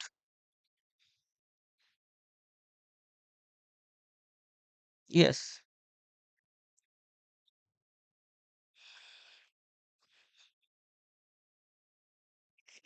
I thought he uses blood, so maybe my blood group is not the right one. Okay. To your question about leaking inside of, it is a drawback. That's why I said construction is teamwork. If you have plumbers that don't do their job well, right, and you have broken pipes, you will break the farm. You will break the wall. I said I use this system, and we had some crazy plumbers who we used proper what do you call it, the green pipes, the ones, yeah, we used them, and they actually still, because they didn't know how to fit it, because you don't fit it Yes. how you fit every other pipe.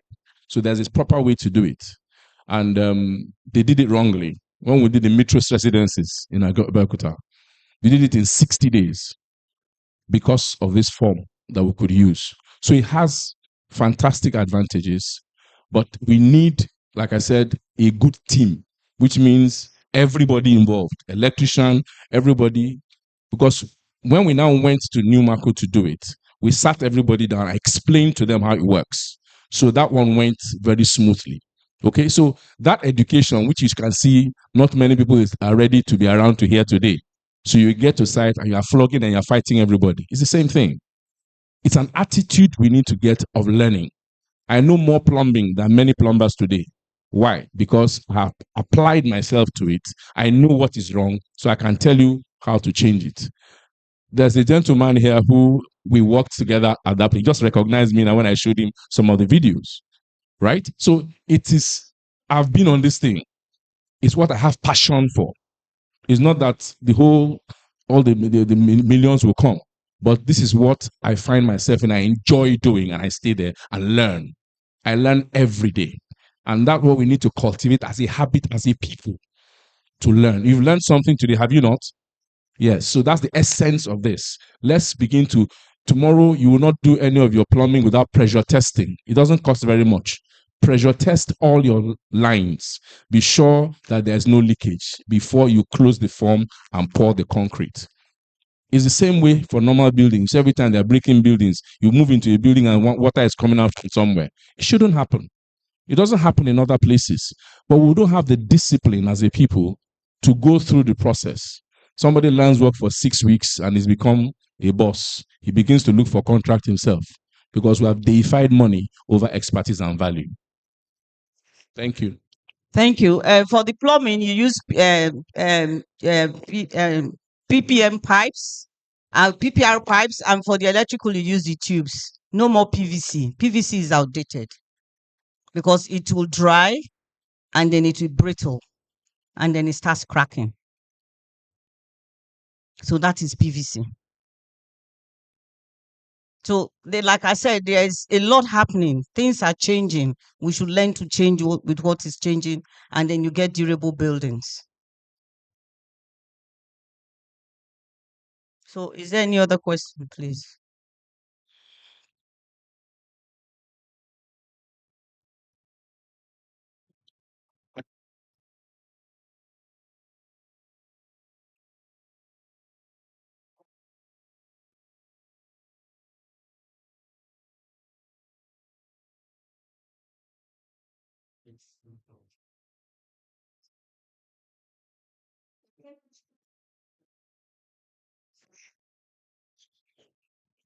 Thank you, Madam, for your good presentation.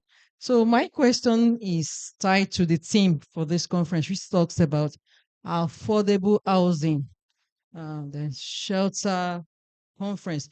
Now, you're talking about providing housing with concrete. So I want to know, how do you think these concrete or WTF buildings can be affordable for the low income earners compared to the conventional type or style of building? Thank you. Thank you very much. Thank you for the questions. Thank you for the presentation so far. Um, as we're talking in the midst of this presentation, we just got one of our very important dignitaries walking in the person of the Honorable Commissioner of Physical Planning, Housing, Urban and Development. Even though she's trying to hide, we'd like to welcome her forward. Please give a round of applause to her as she comes. She's still hiding. We have seen you. You can't hide, ma. Okay, welcome. Okay, so I'd like to also recognize the presence of the permanent secretary of the ministry also. He walked in while presentations were going on. Yeah. Thank you very much for honoring this occasion. We really appreciate your presence. Thank you. We're talking about it being affordable. If you want to, if you are building traditional house for 10 million, I will build my WTF for 10 million. It might be cheaper.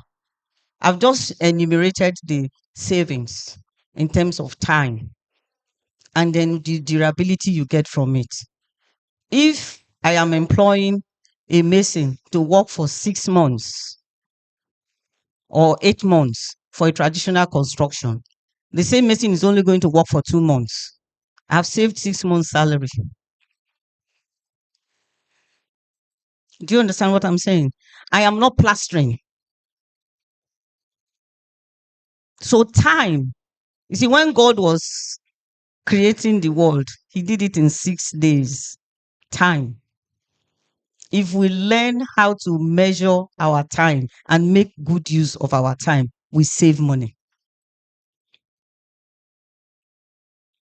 I also gave an example of you trying to move into a house, and for some reason the contractor is not delivering it on time. You have to pay additional 1 year of rent. That is money. If you are doing bulk procurement, you save money. It is cheaper to buy 10 trailers of granite at a go than buying it one by one.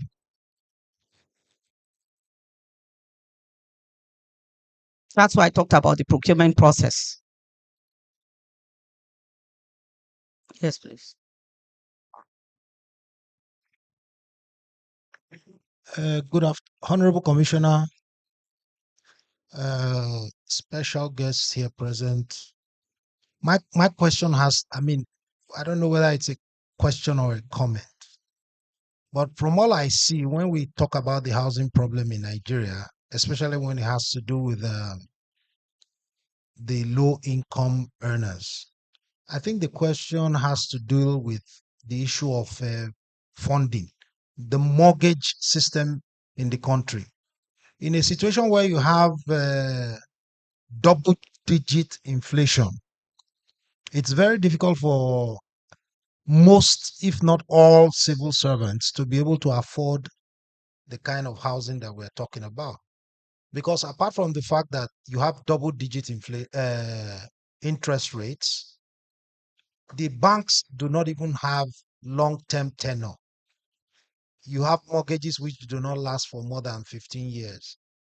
In the US, standard mortgages are 30 years, standard mortgages.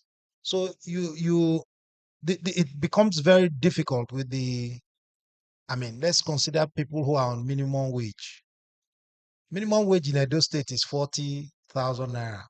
With a 40,000 naira take home pay, I wonder how many people can afford a house of 10 million, not to talk of 20.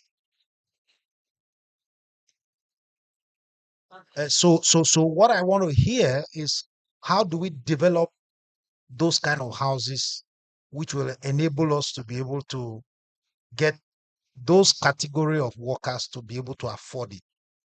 That's the area I want us to look at. Because currently, as we are now, with the way the mortgage institutions are and what is available in terms of funding, definitely this system can only be affordable to high net worth individuals and people who are in business. So I think we need to look at that. Thank you very much. I've been in this conference. Honorable Commissioner, welcome. I've been in this conference since it started. And I think we were told yesterday that you can belong to a cooperative and the cooperative will give you your house and you pay the developer and then you continue to pay through the cooperative. So it's still available. I'll use Cote d'Ivoire as an example. I said it here, the way they operate, the government, just like we have the Federal Housing Fund, had fund bank for housing for several years. You don't access the fund until you have worked for a place for 2 years. 1. 2, your employer is mandated to sign up for you to get that fund. So which means he's not going to be in a hurry to sack you, so that you can meet. So as soon as the developer finishes, it is the bank that is paying your salary that he delivers your home to, not you. Your CFO belongs to the bank that paid me. You continue to pay. Once you finish paying, the bank transfers your CFO to you. That's the way it works. So if he's working in Cote d'Ivoire, and he's working in Sierra Leone. Sierra Leone is a very poor country. Yes, yes. Sierra Leone is a very poor country. The NACIT is the pension fund. NACIT is the one that is responsible for mass housing for the poor. We built houses for NACIT. So it's just the system. Once the system can capture the needs of the people and create an ambience for people to be able to apply to get homes, they will get. For the low people, you can do a 1-bedroom, self-contained. In America, they call it studio flats. Studio flats in America is very expensive, but in Nigeria, it's not going to be as expensive. It is your house.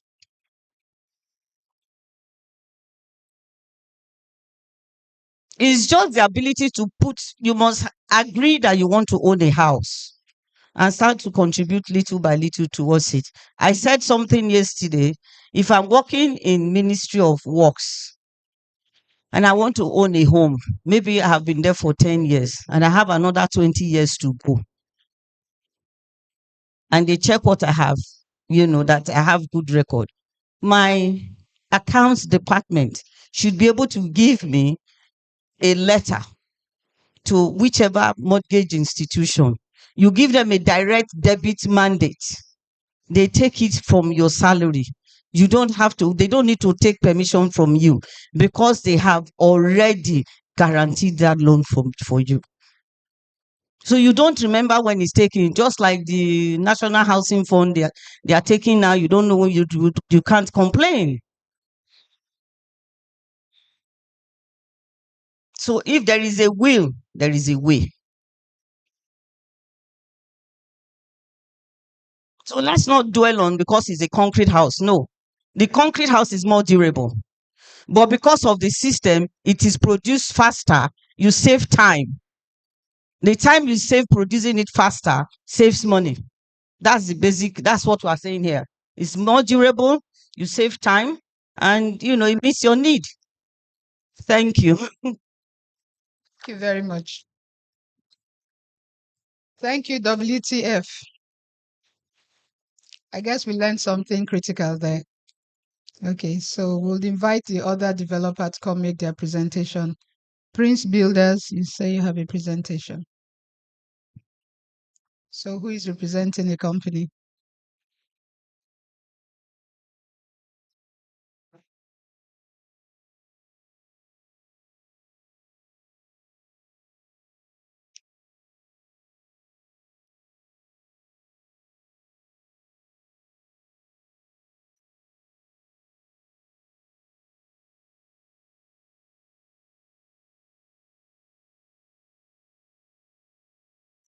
Thank you, Prince Builders. I hope your slides are up now.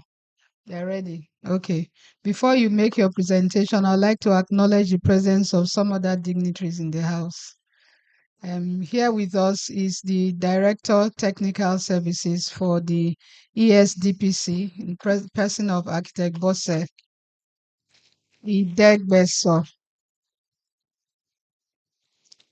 We also have all the way from Abuja, from the Nigerian Institute of Building and Road Research Institute, my very Oga, Mr. Makava. He's He's a director of the institute, and he came with his team all the way from Abuja to be part of us today. And we really appreciate your presence, sir. Thank you very much. Please come and make your presentation now.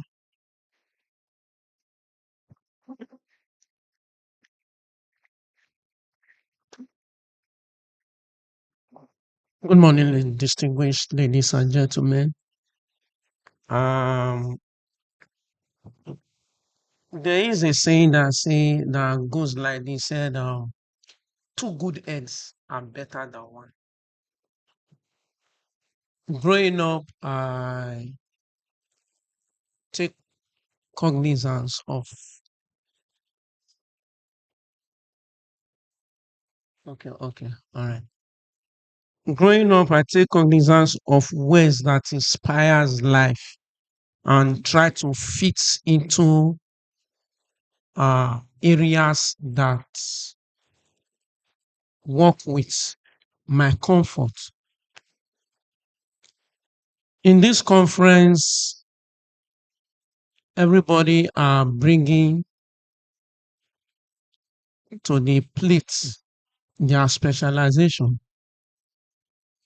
Now, Prince Builders and estate developers specializes in sales of land and buildings. Now, Prince Builders have been in since its establishment, it has specialized so well in the sales of land, and for over 15 years, we have turned tenants to landlords. I attended this conference yesterday and somebody was talking about we should learn to accept tenancy. Yes, it's good, but what we find ourselves here in Nigeria is because what we call a growing system. Nigeria is a growing system, it's a great country, but we find ourselves still a growing system. We find out that people are more comfortable inspiring to become landlords than tenants. And here we are talking about affordable housing. So the land is where you build the house. And believe me, whatever house you are building, its accumulation or the price you are making affordable has to be also with the land that you are building that house. And we have come in over the years to provide solution to persons who want to acquire land. And in that, we have also delved into investment, land investment. When I say land investment, we have seen that funding is important in affordable housing. And we have helped many individuals buy land, give them maximum security to keep their land, safeguard it, and work with them with certain percentages on the increment so that when they sell, they'll have to build whatever house they want to build. I'll give you an instance. In 2014, sorry, in 2019, we were selling one of our estates at the rate of 350,000. A woman bought 100. Sorry, I think I'll keep this one here. A woman bought 100 plots at the rate of 350,000. And 300 plots we give, that's on 100 plots for 350,000 means that she paid 35 million. That was what she paid. And last year, this woman came in and said, I want to sell. I'm having somebody I've discussed with that wants to buy my land. And at this time, the land was already in that estate, Chinese company area, was already 2.1 million. And that was how she sold those 100 plots as a transfer to somebody else. And she made a profit at the rate of 2.1 million. That will give her 210 million. If you minus it from 35 million, that's a profit of 175 million. Because of time, I'll just be giving this. Permit me within my time, I don't know if 15 minutes is over, I will just call. Please help me with that first slide.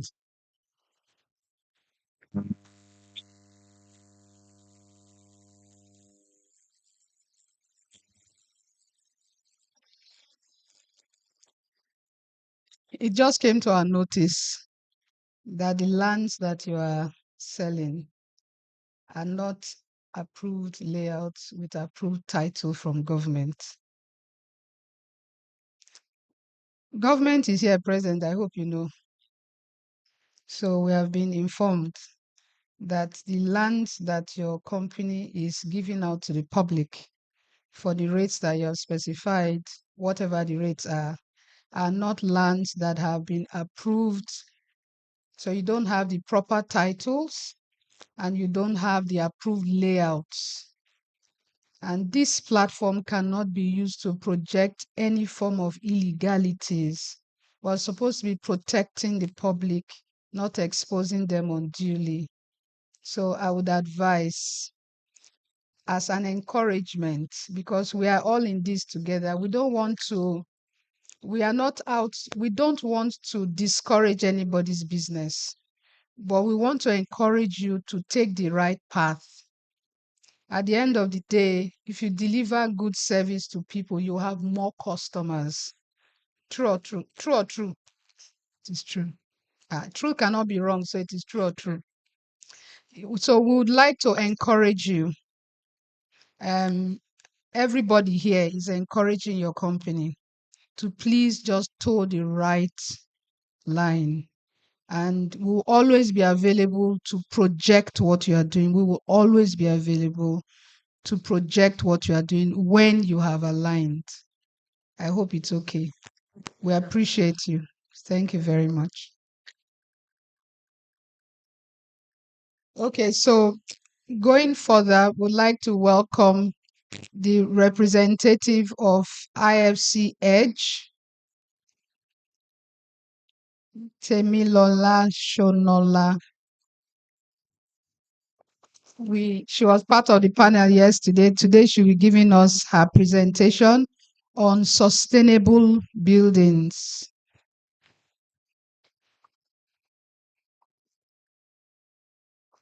Thank you very much, Cecilia. And thank you everyone for being here. I understand that it's a public holiday, but I believe you are having a good time so far.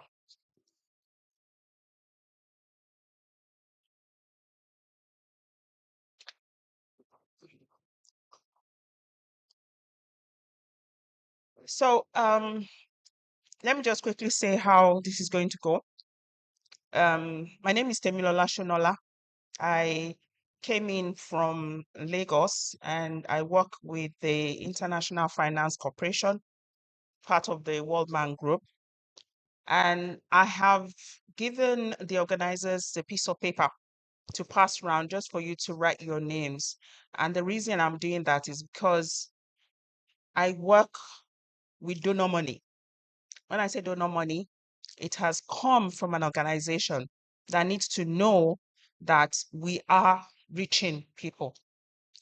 I was excited that I was coming to Benin because Benin has a couple of projects, and I wanted to really tell more people what we do. First of all, are there architects in this room? Plenty. Can you please signify with your hand? Architects, architects, architects. So those architects, I know you are probably the ones that will give me plenty questions. And of course, there are engineers in the house as well. And there are estate planners, all in the built environment. So what we do has to do with buildings. And if you can start the presentation, please.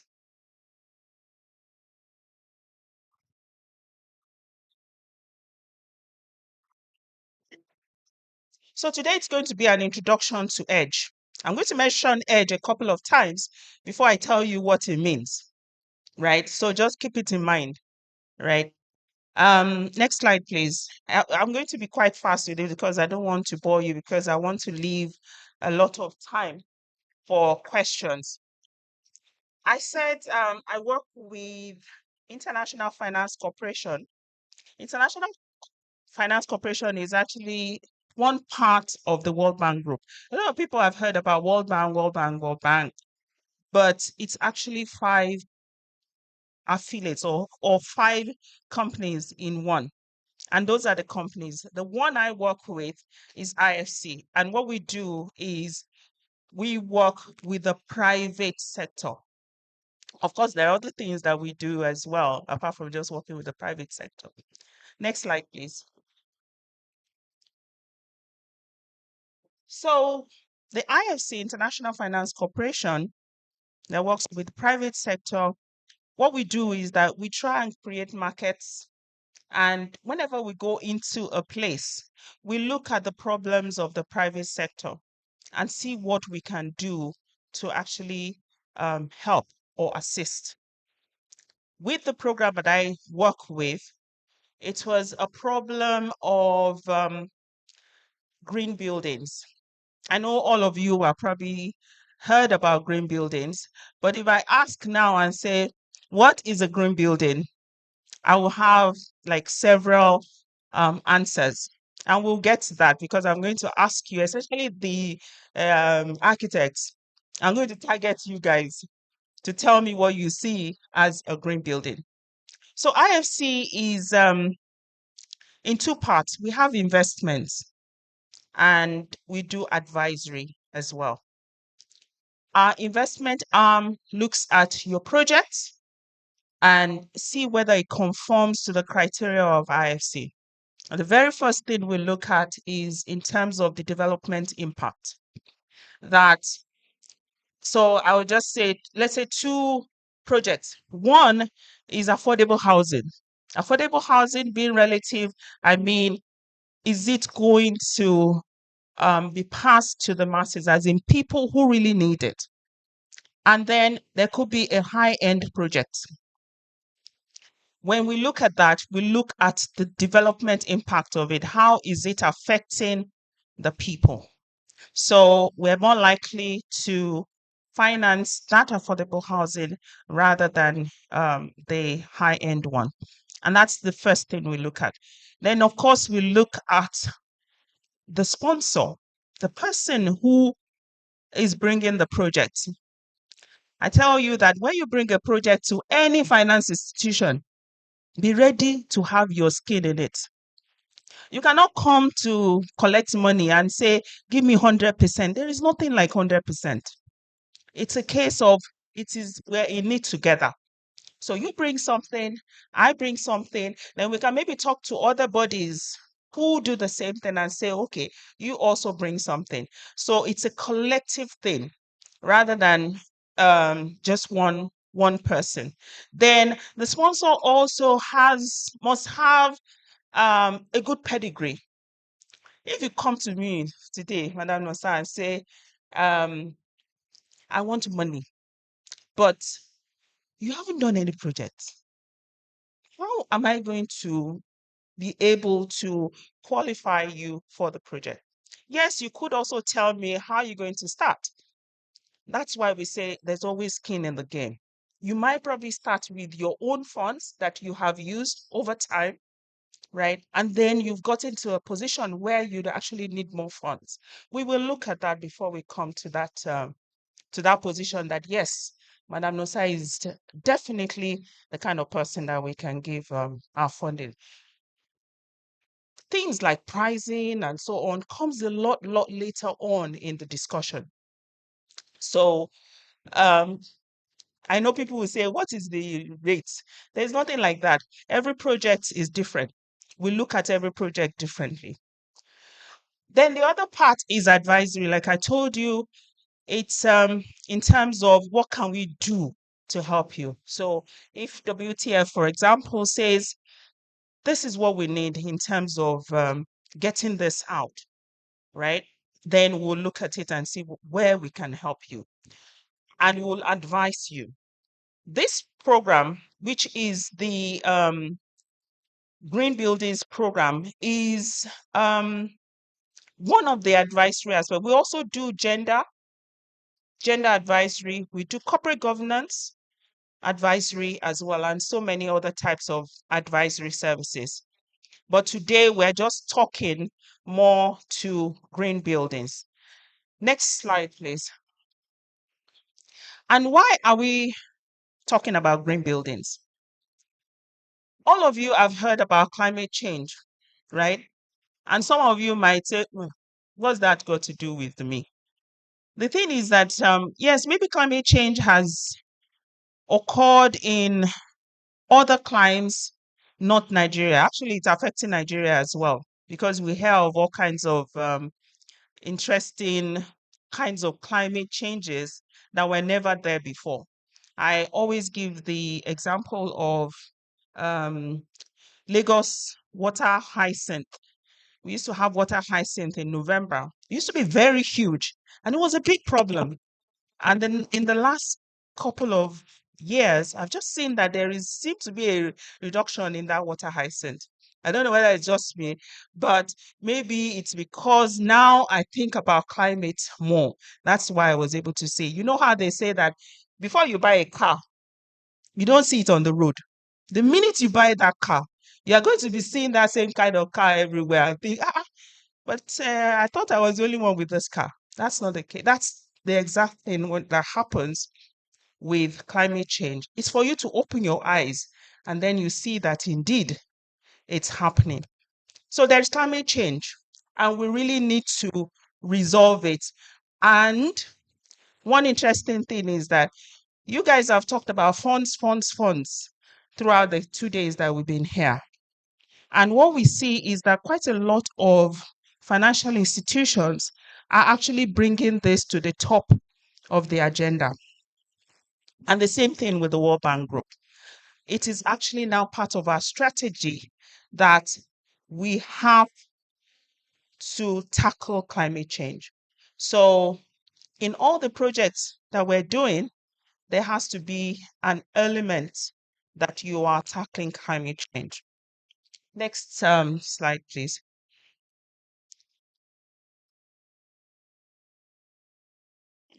So which are the areas that we look at when it comes to, at least for now, when we're talking about tackling climate change? We look at green energy, the solar, different types of energy generation that is efficient. We look at buildings, we look at climate smart agriculture, and anything that we know is sustainable. Okay, so today I am just going to be picking on the green buildings part of things. Next slide, please. Okay. I think I've already talked about, you can go to the next slide. That's where I talked about why we really need to tackle climate change. So the program I work for is called IFC Green Building Markets Transformation Program. And the way we work is in different ways. One of the things we do is speak to built environment like you. We also do students. Are there students in the house? I'm sure. Yes. So we also we have a course that I'll talk about that deals with students, because we also believe that they need to know what it means to actually green. Yesterday we talked about innovation. Things are changing. Is everything. And if you don't keep up, you're going to be left at the bus stop or even way, way behind. So you really need to keep up. Whatever thing you're doing, whatever career you are in, you must be ahead of the pack. And the only way you can be ahead of the pack is if you keep on checking your career and the knowledge that is actually happening in your career. I have a sister who is an orthodontist. Those ones that I think she was the one that put this thing in my mouth. And one thing that I see is that every single year, as part of the career, whatever development, she must do like about 2 or 3 courses.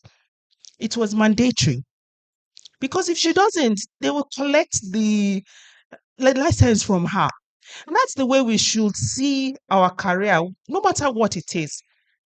Even if you are cleaning the floor, I tell you, there are different things that have happened in terms of cleaning floors. So always ensure that you are, trying to see. And that's why I salute everyone here, because it's in definitely your thirst for knowledge that you are here.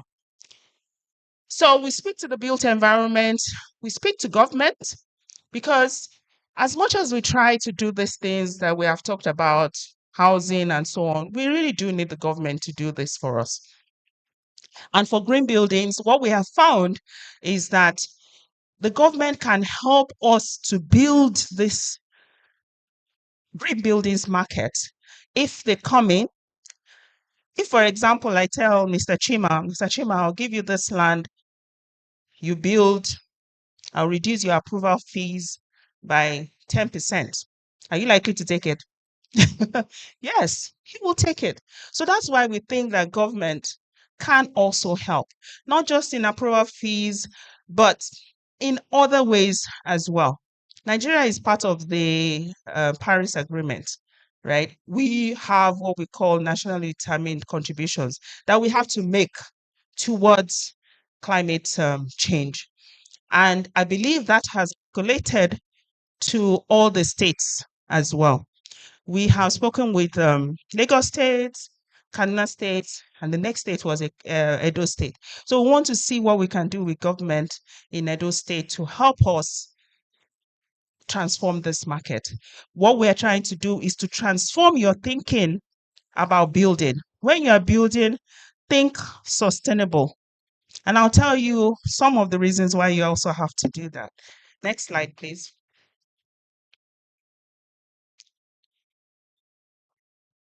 So these are some of the things we do. There is EDGE.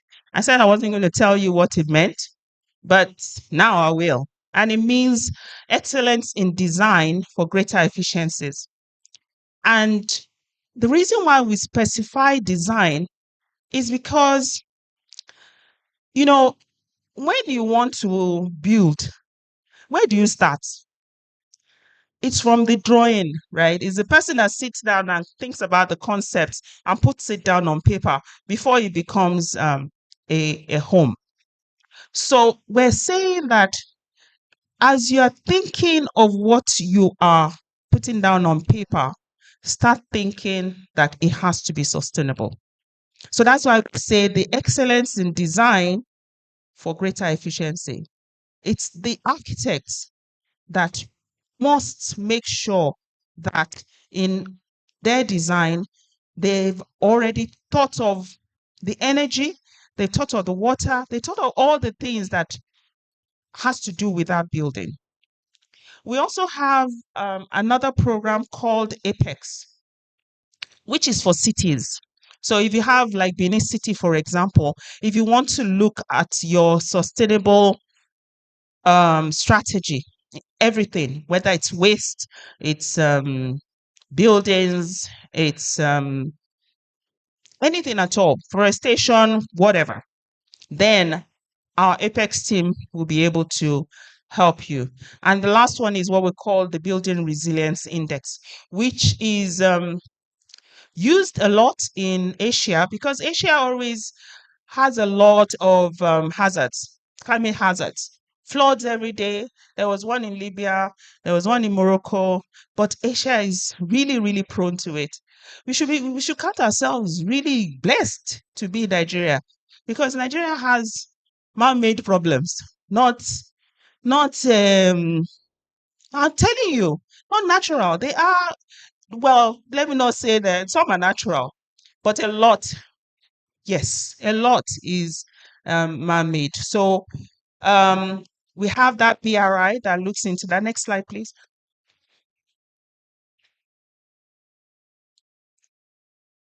So what's the definition of a green building? Can someone tell me? I want to interact with my people here. Yes. Okay. Please let me give him the mic. Definition of a green buildings. I have shown you the conjure before. Maybe I should, because I couldn't see the slide before it came. I would have asked you first, but tell me. Yes.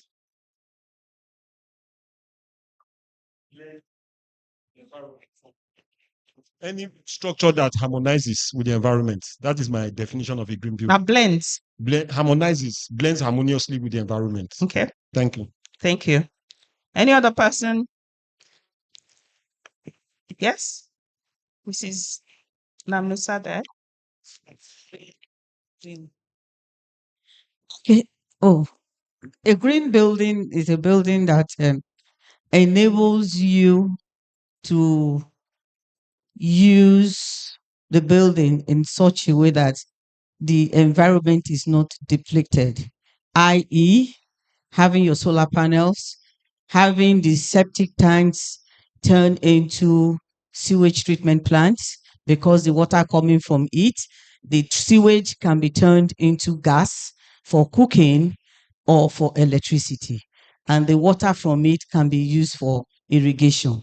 So that is what I understand by green building, because the product of, and there are so other materials also that are used to do the building that gives it cooling effects, that makes it more comfortable. So invariably, there are returns in ensuring that your buildings are green. Thank you. Thank you for that. For everyone, I will say yes, definition is correct, right? People have different definitions, green buildings. This particular one is the one that we use at Edge.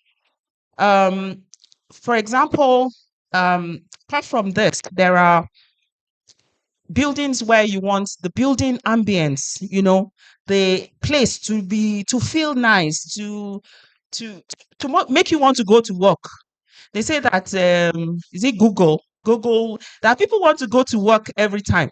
So that means the ambience has been done in such a way that people feel like going to work. For example, you go into the office and there's somewhere where you can sit down and just relax and chat, or you use your laptop instead of sitting down, you are standing up. That means they're thinking about the people that are going to use that building. So it's different things. So for us at Edge, we'll say that our definition is that, one, you must be able to tell me that it's a green building by a paper. You cannot tell me my building is green and I will accept it. It must have been audited, checked, and agreed that it meets all the criteria of a green building before I can accept it. And this is very important when you come to financing. There are financial institutions that request that your building should actually be a green building. We have what we call green funds now. We have institutions that are only towards green projects. My office, we will not stay in any building anymore unless it's a green building. And quite a lot of international organizations also say that. So it's coming up, and it's something that you really have to keep in mind. So you must have that certificate. The second thing is that you must be doing better than any similar building by at least 20%. So if your energy bill is if the baseline is 20 naira, your own must be at least 5, no, 20% of 10, 8, should be 8. So you must be doing better in your energy bills, in your water bills, and things like that. So that's what we mean by you must be better. You must do better performance in your building. The last thing that we request is that your building should be able to tell me how it is contributing to this climate change issue. And some of you might have heard about emissions, carbon emissions, right? That is what we are trying to tackle. So your building should be able to tell me, by cutting my energy by this much, this is how much emissions I've been able to take out of the environment. So that's what we call quantified measuring. You should be able to measure it. And your building should actually show that. I'll tell you how it's done. Next slide, please. So excellence in design for greater efficiencies has 3 parts. The first is a free software. So for all built environment people, you can actually go into the software and put your building into it and see how you are doing. Now, it's a specific app. So when you're comparing your buildings, you're going to be comparing it to the city you're in. So it's going to be in Benin, for example. It has data at the back end that only compares with data that we got from Benin. So power costs, water costs, and things like that are based on what we have in Benin. So the free software is there. You can go to www.edgebuildings.com and you can register free. You can play around with it. You can, simulate your building. You can even simulate your own building that you stay in. Or if you're building very soon, like Cecilia, she's going to be simulating her buildings to see how it is doing. And one interesting thing is that most buildings actually meet the 20%, but people don't know because they're simple things that we request of you. Things like placing your building, in a particular direction. I asked that how many are the architects here? I am not even in the built environment. I have a science background. The closest thing I have to architect is I'm married to one. But he has taught me a lot of things as if I went to school for architect. And one of the things that is the first thing you look at is the building orientation. How do you place your building? Before, I didn't know that, okay, the sun rose from the west or the south. Okay, I knew that, but I was terrible in geography. So he always knew that this is where the sun is coming from. So this is how we're going to place this building. That is the green measure. It is not that because you have put solar panels everywhere, that building is green. You could still put solar panels everywhere and then your building is not green. It's possible. So ensure that you are doing it right. Check what you are doing as an architect, the design you're putting in place, and make sure you're doing it right. So the first thing is orientation. I tell you that our ancestors, they used to build greener than we do now. It's because for us, we have gone up, we've gone up vertically. We now use a lot of glass. Everything has to be nice and so on, which is good. We're just saying that ensure that what you are using is sustainable. So you're going to give me, if you want to come into the Edge app and certify a building that is 10 stories, all glass, that glass has to be a special type of glass that actually stops heat gain, right? That's all we ask. But for affordable homes, and it has been done, we have certified buildings that are affordable. There was one in Badagry, which was by a company called EcoStone, which was doing something similar to WTF. They could actually build a 2-bedroom in 2 weeks. And that was the technology that was used for the 275 homes that was built, which was built in like a year for the Lagos State government. It stalled because some of the issues that we have in terms of, okay, how are we going to continue funding and so on and so forth. But at least they were able to do that. That was the very first project that we certified in Nigeria, and it was for affordable because it was going then at about, I think, 7 million or something in Lagos, although it was in Badagry, right? But at least people still were able to get it. So affordable and sustainable is possible, and you can do it. Next slide, please. So you can ask me, so why do we have to certify? I've told you some of the reasons, but you can go to the next slide and I'll tell you some of the advantages. So for everyone here, if you live in a home, the first thing you should be thinking of is your energy cost, because energy now is good. So when you go into a home and you see what you see, what do you call these LED lights? Not LED, the normal bulbs. Those normal bulbs eat a lot more energy than your LED lights, right?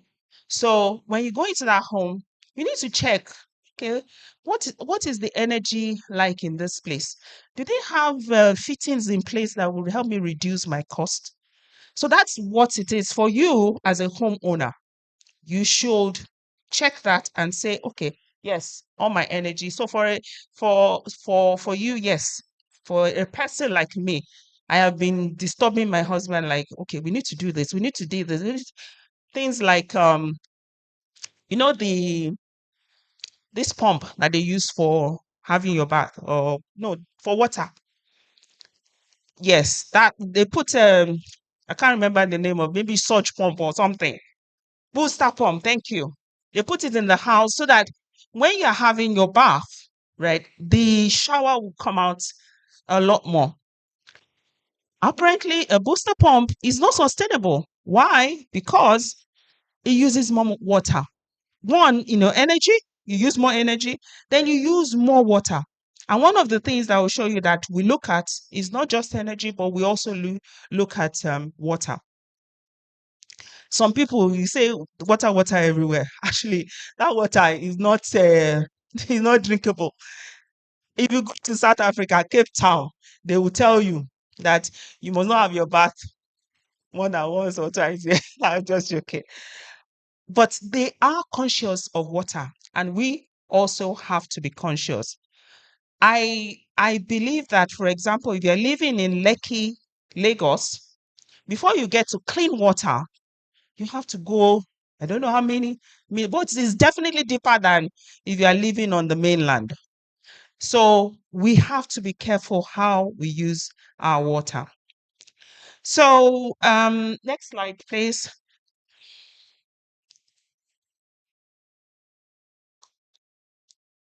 Are you following me or am I following you? You seem to be faster than I am. But let me see. Okay. Let me just advantages of certification. Let me just go there. Make sure. Okay. Next slide. I think you skipped a slide, or maybe it's not. Okay. Maybe it's hidden. But there is another slide there that talks about building incentives and certification for different people, whether you're a developer, you are government, you are a consumer, or you are a built environment person. Next slide. So apart from Edge, do you guys know any other certification? At least there's one that everybody should know. When you say you're certifying a building as a green building, which are the other ones that you have an idea that you know of certification programs? BREEAM. Yes, there's BREEAM, which is a British one. Yes. There's the most important one, LEED, that everybody knows, that they certify buildings. They confirm, thank you. They confirm that your building is green, LEED. LEED, Edge, BREEAM, all of them, we all have the same objectives, and that is to tackle climate change. It doesn't matter how we do it, the end game is that we're tackling climate change. So for Edge, whichever one you want to certify with, you can.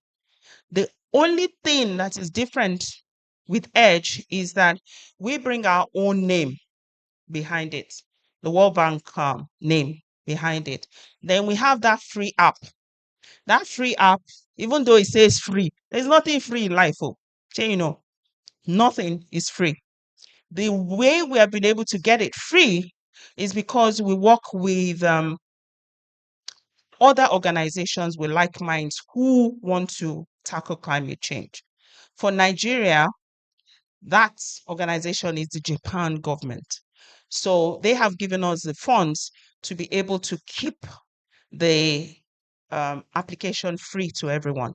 There is also UK government that has also given us money. We don't do it just in Nigeria. This is all over the 100 or so countries that that has Edge. Anywhere where we have an office, then you will have Edge there. Next slide, please.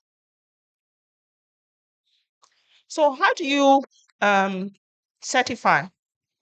Can you go to the next slide? Okay. I think some of the things are hidden, but it's okay. So if you want to go on, go to the next slide again. Let me see. Okay, stop there, please. So if you want to certify a building, it's quite simple. You just need to go into the app, register the building. Once you are registered, there is what we call auditors who will look at the building and confirm that you have everything that you said was going to be in the building there. When the auditor is done, it goes on to a reviewer who checks it again and confirms that, yes, it meets all the criteria. So it's a case of register, check, and yes, and build or get certified. Next slide. Okay. Next slide. Okay. And there are different ways in which you can certify. You can decide that, okay, I'm just going to meet 20%. 20% means 20% better than a similar building in your city. In terms of the energy, in terms of water, in terms of the materials. Materials are very, very important. Why? Because they also have what we call embodied carbon. So it's one of the criteria within the app to make sure that you're not using materials that have a lot of embodied carbon. And I'll give you an example. So we use clay for some bricks. right? We use asbestos. No, asbestos has been thrown out long ago. Yeah, for that was one of the first ones that were. So we use clay, we use normal hollow bricks that you have. We use things like WTF things and so on, right? But if I ask you that, which one do you think is more sustainable? The clay that is coming from the clay house in Ikeja and your hollow bricks that you're using, which one would you say was more sustainable? Clay for Ikeja, right?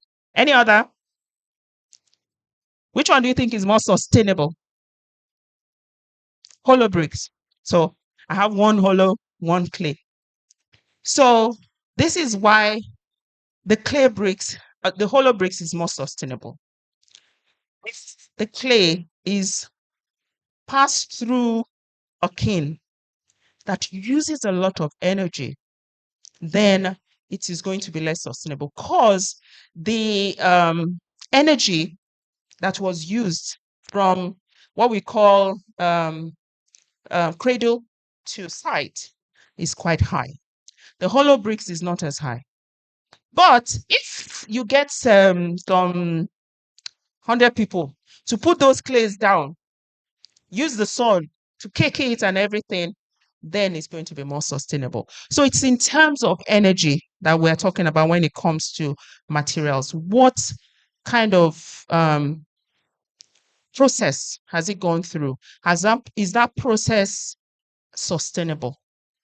So that's the difference between when we look at materials that you use for your building. Next slide. Next one. I think I'll talk about. Right. So we want to look quickly at a 5 minute presentation of how to use the app. You just look at the demo quickly online.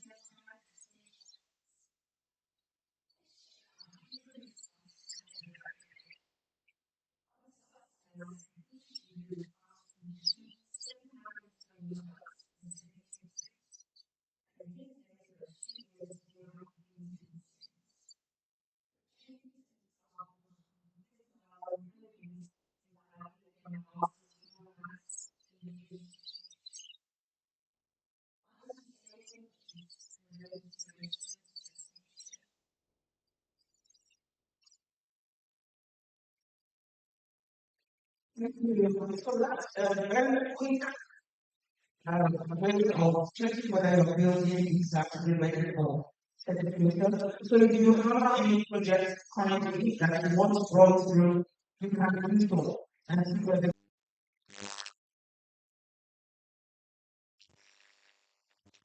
Next slide, please.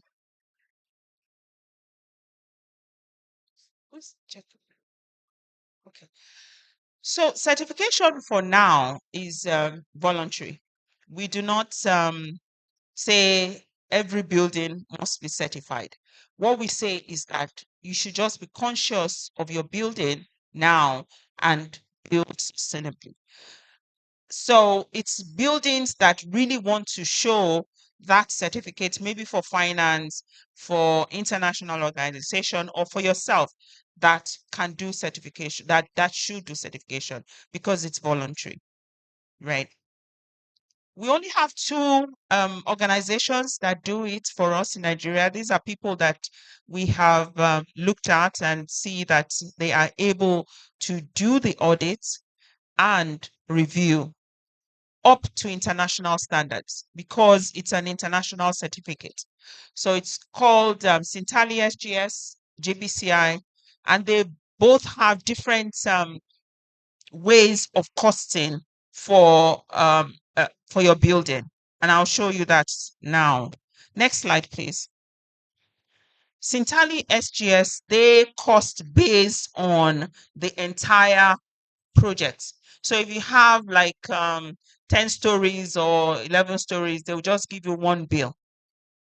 If you have 300 units, right, they're not going to do it per units. They'll just give you one ballpark figure based on what we have there. That for 100 units, say that doesn't go past 3 units, the total from registration all the way to the final audit is 11,250. And I say through because there are two certifications that you will get. The first one is at design, and then the second one is at final construction.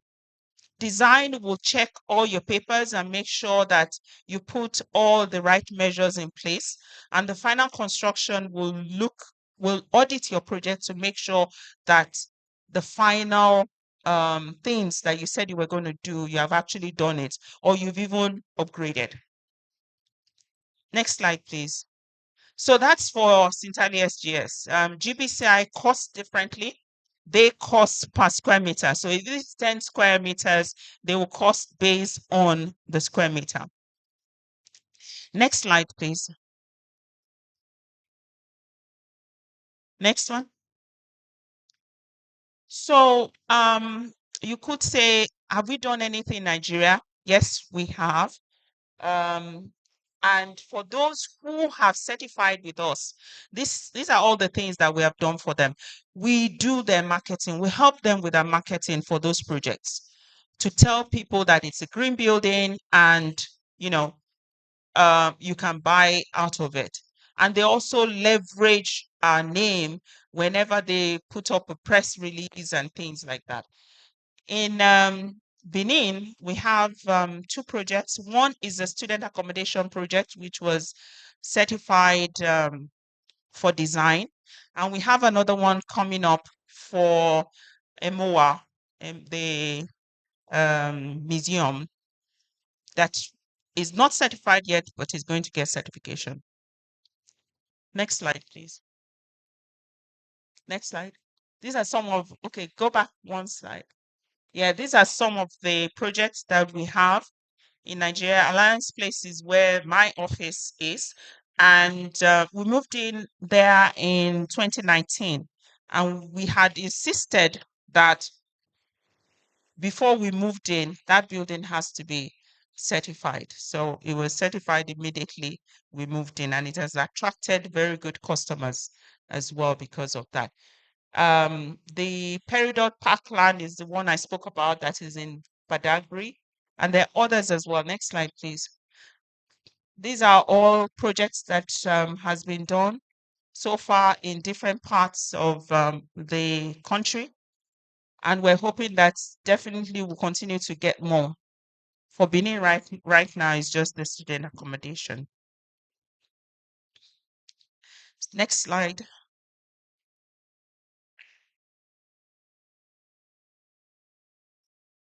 So these are case studies. I'm not going to talk too much about them, but when I say case studies, you will ask, what did Peridot Parkland do to make it a green building? Simple things, like they reduced what we call window to wall ratio, i.e., the more window you have, the more that you have to save on heat grain.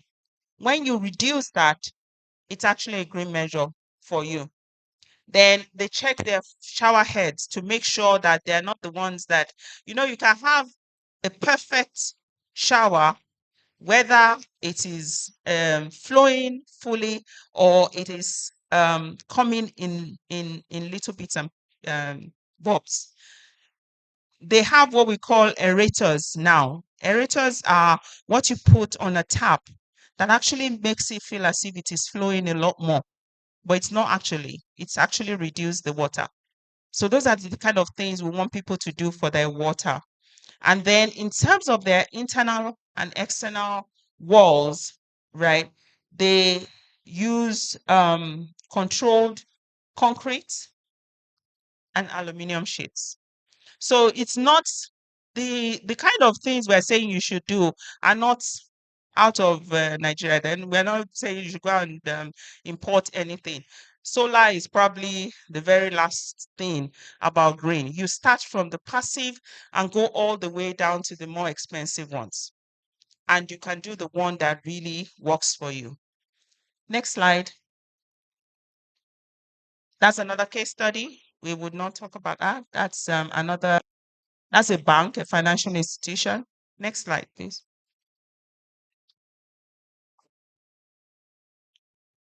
And this is the student accommodates one in Benin. It's on design and it's made 26% in energy saving. I think the students will be happy to have reduced energy costs. Next slide, please. These are other projects that are certified in Nigeria. Next slide.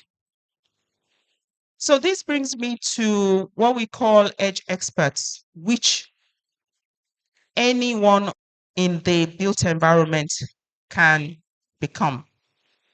There is a training that is done. Once you do the training and pass that training, you do an exam. The training is $150 for now, and the exam is 100.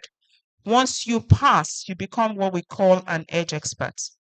And as an edge expert, you can speak to clients and be paid for helping them achieve edge certification. So if we want to do that as students, you really need to have a background in the built environment before you can actually go on to become an edge expert. Next slide, please.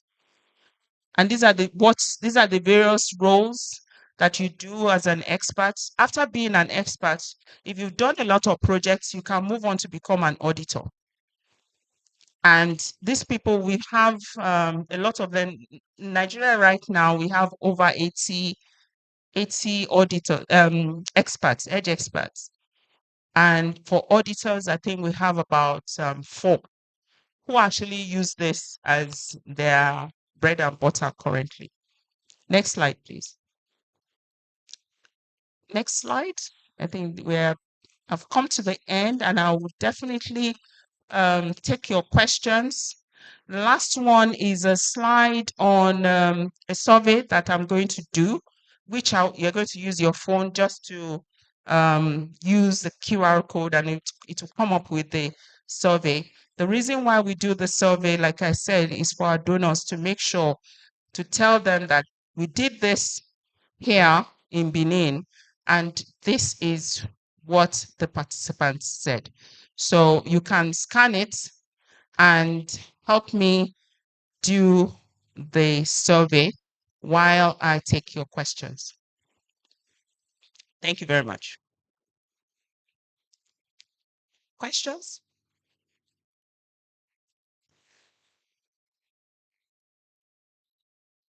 So that means that I did very well. You understood everything I said. If there are no questions. Okay. Can you please scan the survey?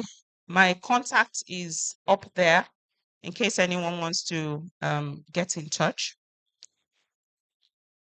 Please bring out your phones and take the survey.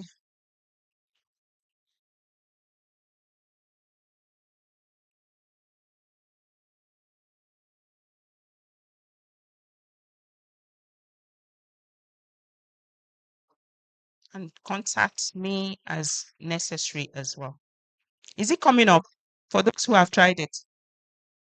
Is it showing? Is it allowing you to do the survey? Okay. It's a 1 minute thing, very simple. And I'm sure all of you have smartphones.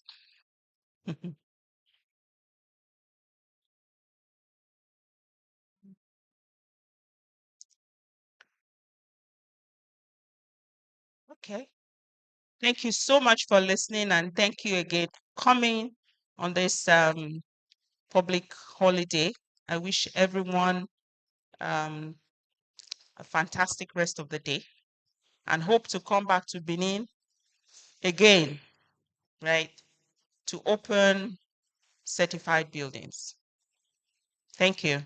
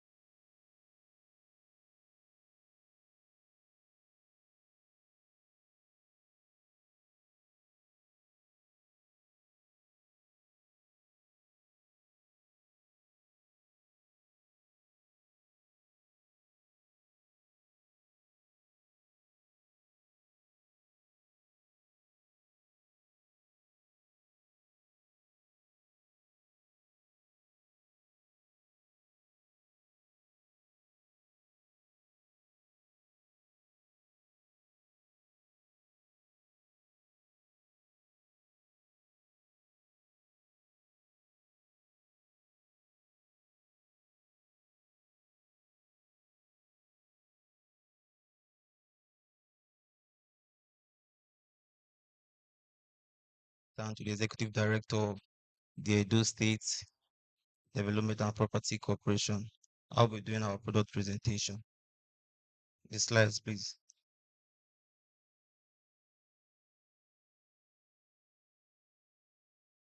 Next slide.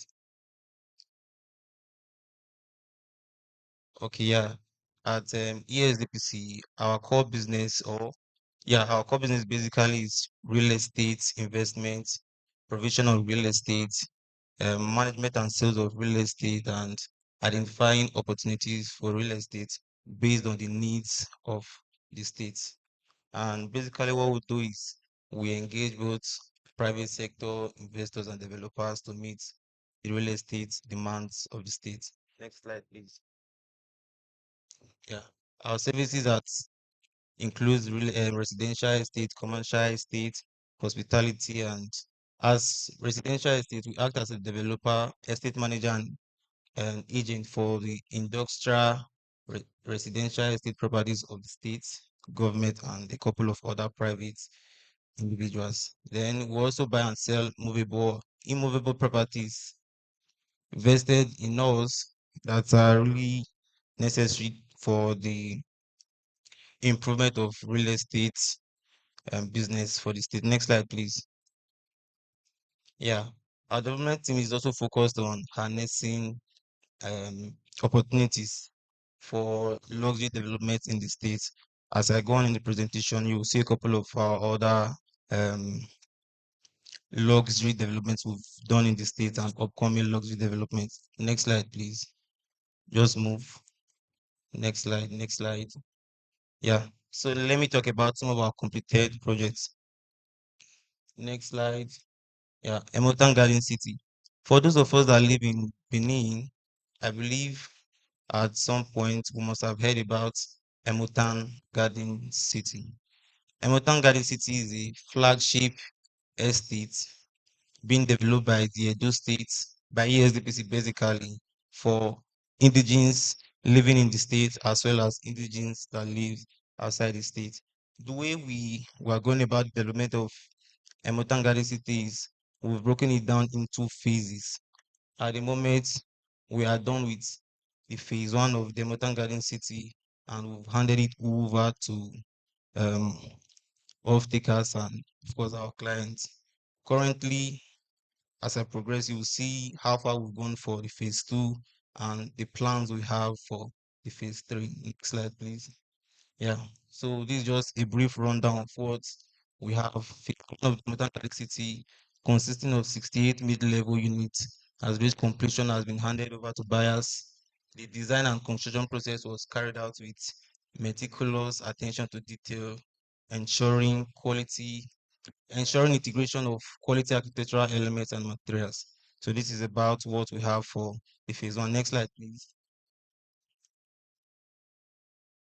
Then our other completed project is the Golf Mills project. For those of us that live around the GROE, we have the Golf Mills project that has been completed already, handed over to buyers. And the development of Golf Mills is a luxury block of flats for 26 different, basically 26 different luxury apartments. And the construction started sometime around September 2021, and in 2023, the construction process was concluded and handed over to some of our, should I say, customers? Yeah, basically, that's what it is, customers. And the main building, of course, is an architectural marvel, and it was designed across 4 floors. Some of the extra facilities we have is in the government is we have a basement parking, we have a rooftop relaxation center, and a rooftop pool. So this has been completed already. It's along the is it the golf course road directly opposite the 4th Brigade of the Nigerian Army and just adjacent to the government house. That's what we have for the government project. Next slide, please. So these are photos of the government project. Next. Yeah, that building you see by the right is the servants' quarters, what we popularly call the boys' quarters. So basically, we did not just build for the users, we also made sure there was provision for servants or yeah, servants basically, butlers and housemaids. Next slide. Next slide. Yeah, these are also pictures. You can see the rooftop pool over there, and by the picture on the top left, you can see the relaxation center over there. Next slide. Next slide. So now let me talk about some of our ongoing projects. Next slide. Yeah, back again. The Emotan Garden City Estate and the phase two. We are currently building the phase two over 167 units. About 167 units are currently under construction. And at the moment, we are at the roofing stage of all of the units. So we are taking everything at a go. Everything. Just next slide, please. Yeah. These pictures were taken sometime around August. As you can see, what is next here is the plastering and the roofing. And you can see some of the photos there. We've done the plastering. But if you go to site right now, all of the buildings are already on the roofing stage. The roofing for some of the buildings, the roof members are already in place, while for some of other buildings, the roofing sheets have been laid already. And so we are currently on track to hand over the projects to our customers by December this year. Next slide, please. Yeah, this is the key operational timeline and delivery goals. At the moment, we are at roof roof works, which is supposed to run through September and October. But thankfully, we are well ahead of schedule because we're supposed to finish roof works by October, but at the moment, we are basically almost done with the roof works. So from the roof works, we move into service works. finishing, and by December, we are in the post-construction and handing over of the properties to customers. Next slide. So let me talk about some of our upcoming projects and initiatives that all of you can key into. Let's go. So Reservation Road Project. The name of this project actually is the Gulf Heights Residence. This came about because while we were building the Gulf Mills, we had too many persons interested in getting one from the Gulf Mills, regardless of the fact that it is expensive and is a luxury apartment. So we've come up with this, and thankfully, so many persons are already coming to the office to say, "Oh, how can we get this?" So for the Reservation Road project, it's basically a proposed residential apartment along the Reservation Road. Most of us know Reservation Road, just close to the golf course. Then part of the benefits you get from um, purchasing an apartment here is you get 24 hours power, large recreational spaces, and basically every other amenities you would need to live a good and, let's say, a luxury living in Benin City. And our JV partner for this project is Median Infrastructure Development Company. And for the Reservation Road project, it is not something we are still planning. It is something that is already in motion. At the moment, the JV partnership agreement have been signed already. The developers, they've moved some of their cabin-like office building to site. And by the first week of October, we'll do the groundbreaking and construction starts. Next slide, please. And of course, yet again, the Emotan Garden City Estate, Phase 3. And what we are doing for the Emotan Garden City Estate is we are collaborating with real estate developers. At the moment, we have about 5 real estate developers. We have with us here WTF, we have Landsmith Construction Limited, we have the Prince Builders, and we have Ivy League developers. Also, I don't know if I'm supposed to mention this. We also have a very interesting partner too. Let me just say it regardless. The Nigerian Army Post Service Housing Scheme. They've come in, they want to partner with us. JV agreement is ready to be signed, hopefully this coming week, and they've promised to move into site by second or third week of October. So you know what it means to have as your neighbor the Nigerian Army. It means any issue of security has been solved 100%. Well, 100 is a stretch, but let's say 99%. So yeah, those are the developers we have for the Mountain Garden City Estate Phase 3. Next slide, please. And we have the Harmony Meadows Estate. This estate is basically for those living around the Edo Central Senatorial District. And the estate is situated along the Ekuma Auchi Road. Is there anybody familiar with Ekuma here? Ekuma Auchi, Irwa. Okay, yeah. Okay, the estate is situated along the Ekuma Irwa Road and less than 5 minutes drive from Irwa Specialist Hospital. So that is it basically. And for these two, our JV partners, they are ready and set to move into site to start with, to get on with the business of construction. And for the Harmony Meadows Estate, it is more of looking at the low income earners of the state, because at the end of the day, some people would say Gulf Mills and Gulf Heights, they are high end. Emotan Garden City is a bit of for the medium income earners, but what we have here is for the low income earners. And for the 2 bedrooms at the Harmony Meadows, it is being priced at about 9 million naira, and you have a year to pay that. While we have a 1 bedroom expandable to 2 for 7.2 million naira. That's what we have for the Harmony Meadows Estate in Ekoma. Next slide, please. Yeah, these are photo renderings of the proposal we have for the Harmony Meadows Estate in Ekpoma. Next slide. Next slide, please. And also we have the ESDPC Orange Estate and the Benin Auchi Road at Igoviobu, just on the outskirts of Benin City.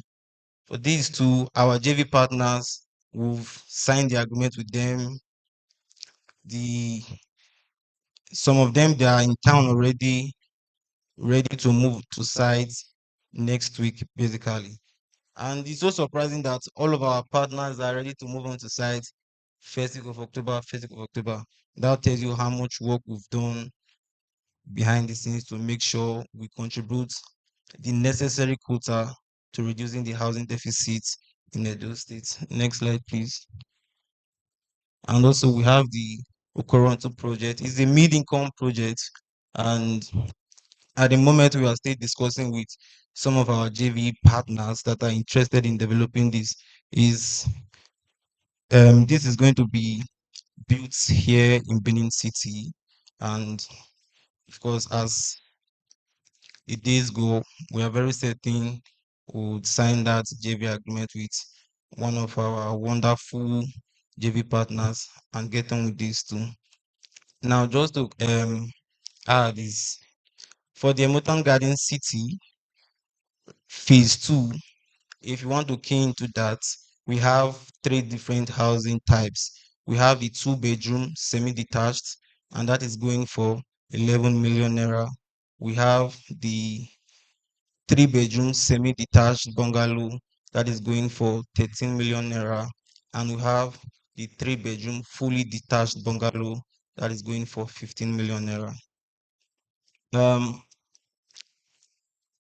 We understand that for some persons, or let's say for most government workers, paying 15, 13, or 11 million naira at a go might be a little bit difficult and cumbersome. So we have a payment plan for that, which allows you to pay within the span of a year. You can pay within a year, or you can come with entered into an agreement with one of the mortgage banks in Nigeria. That's First City Code Mortgage Bank based in Asaba. So we also have opportunity for you to use your mortgage savings, or because of your reason of participation in the National Housing Fund, you can use the mortgage bank to get a property there.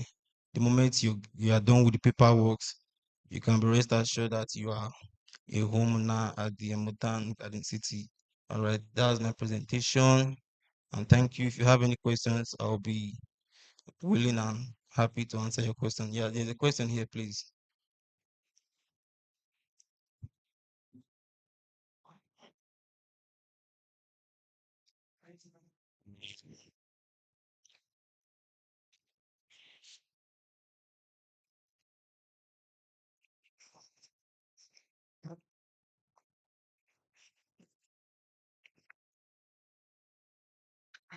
No, good afternoon. Okay, my question goes like this. Me being a civil servant, and I have few years to go, can I ask okay in? And how much could they give to people like us? We are in the health sector. Thank you. All right. Of course, you can key in by your reason of being a civil servant. And by default, as a civil servant, you contribute to the National Housing Fund already. And I understand that there might be issues surrounding the fact that you'll be leaving service in a couple of years. But then it is you don't just go to the mortgage bankers and tell them, oh, I want this, you have to give me, without going through documentation, paperwork, trying to understand how you can key into it. But one thing is certain, you can always, if you've already been contributing to the National Housing Fund, you can always, although they might tell you, we may not be able to give you this much amount of money because you have just a few number of years left to leave service. But of course, if you can get a huge chunk of it, from the mortgage bankers. You can contribute the other little part of it just to be a homeowner at the Mountain Garden City. Yeah, so it is very possible. Any other question? Mic is connected.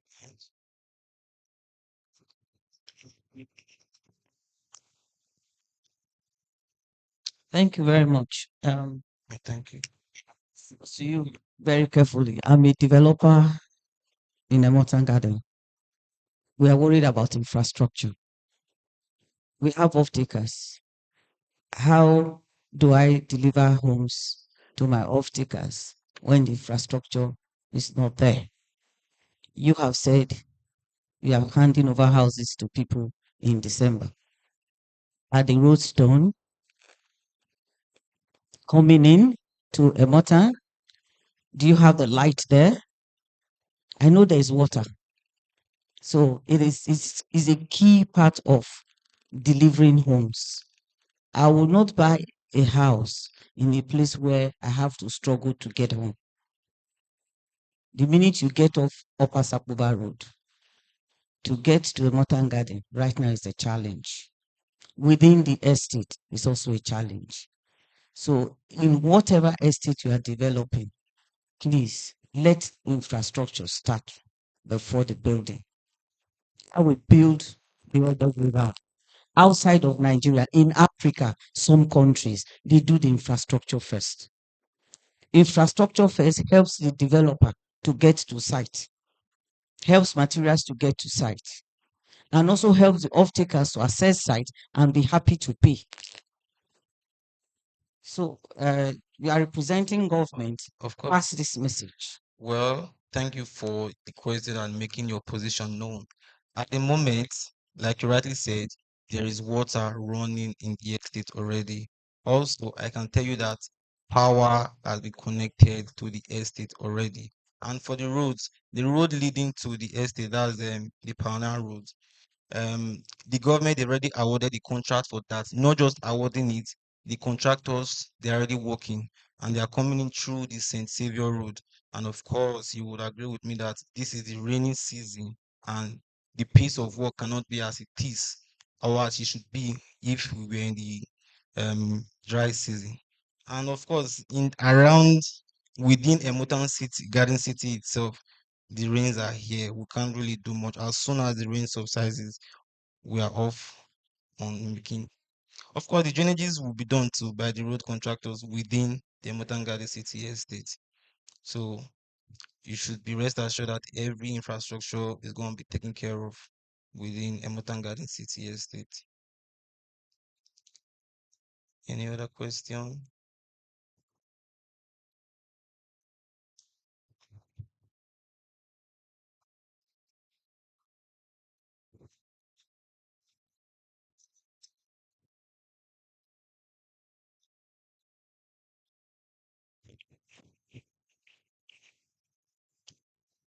Good afternoon, everybody. The question I want to ask is based on sustainability. These projects are made possible because we have a proactive governor now. By next year, all things being equal, the administration will come to an end. All these laudable and fantastic projects you have on ground, what is the assurance that it is going to be sustained? The second aspect is this. I saw the Gulf News, all the water facilities that you put in place there. What is the plan for maintenance and sustainability? You can bear with me that we have estates like the one at Oba. You can agree with me the state of that place. So are we going to go back after the administration of Mr. Governor Baseke, in the same pattern, or is there any mechanisms that you put in place, your agency put in place, that will sustain these projects? Thank you. All right, thank you for your question. You know, ESDPC as a corporation, for us, we would want to build up something and not think of what happens to it when we are out of the corporation. So at the moment, we've employed project managers for governments already, and we've done that too for Emotan Garden City. So by default, we have project managers that are always going to be on site, having their own office. I don't know if you understand me. So with the project managers there won't be any issue of maybe the buildings getting into states of disrepair and whatnot. So yeah, we've had that in mind always. That's why we've already employed project managers for the golf mills, and we've done that too for Emotangari City Phase 1. Thank you. Any other question?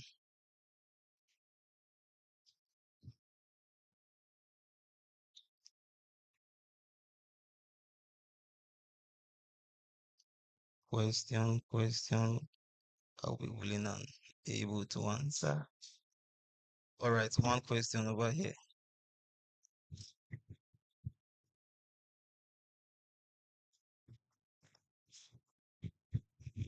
Yes, one of the things I'm very concerned about is waste management, right? I don't know what processes or what the agenda is for waste management for the, when I mean waste, like garbage, we generate a lot of waste, we like doing parties and cooking and, so how do you manage the waste that's going to be generated within the environment in each of the houses?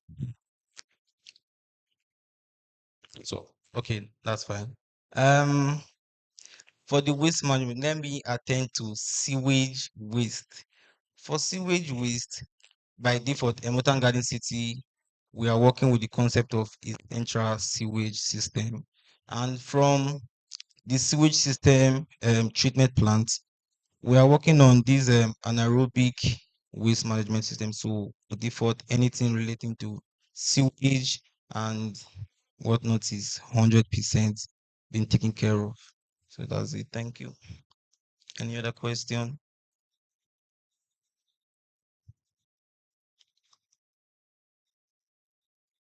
So I guess this is the end of my presentation. Thank you for listening.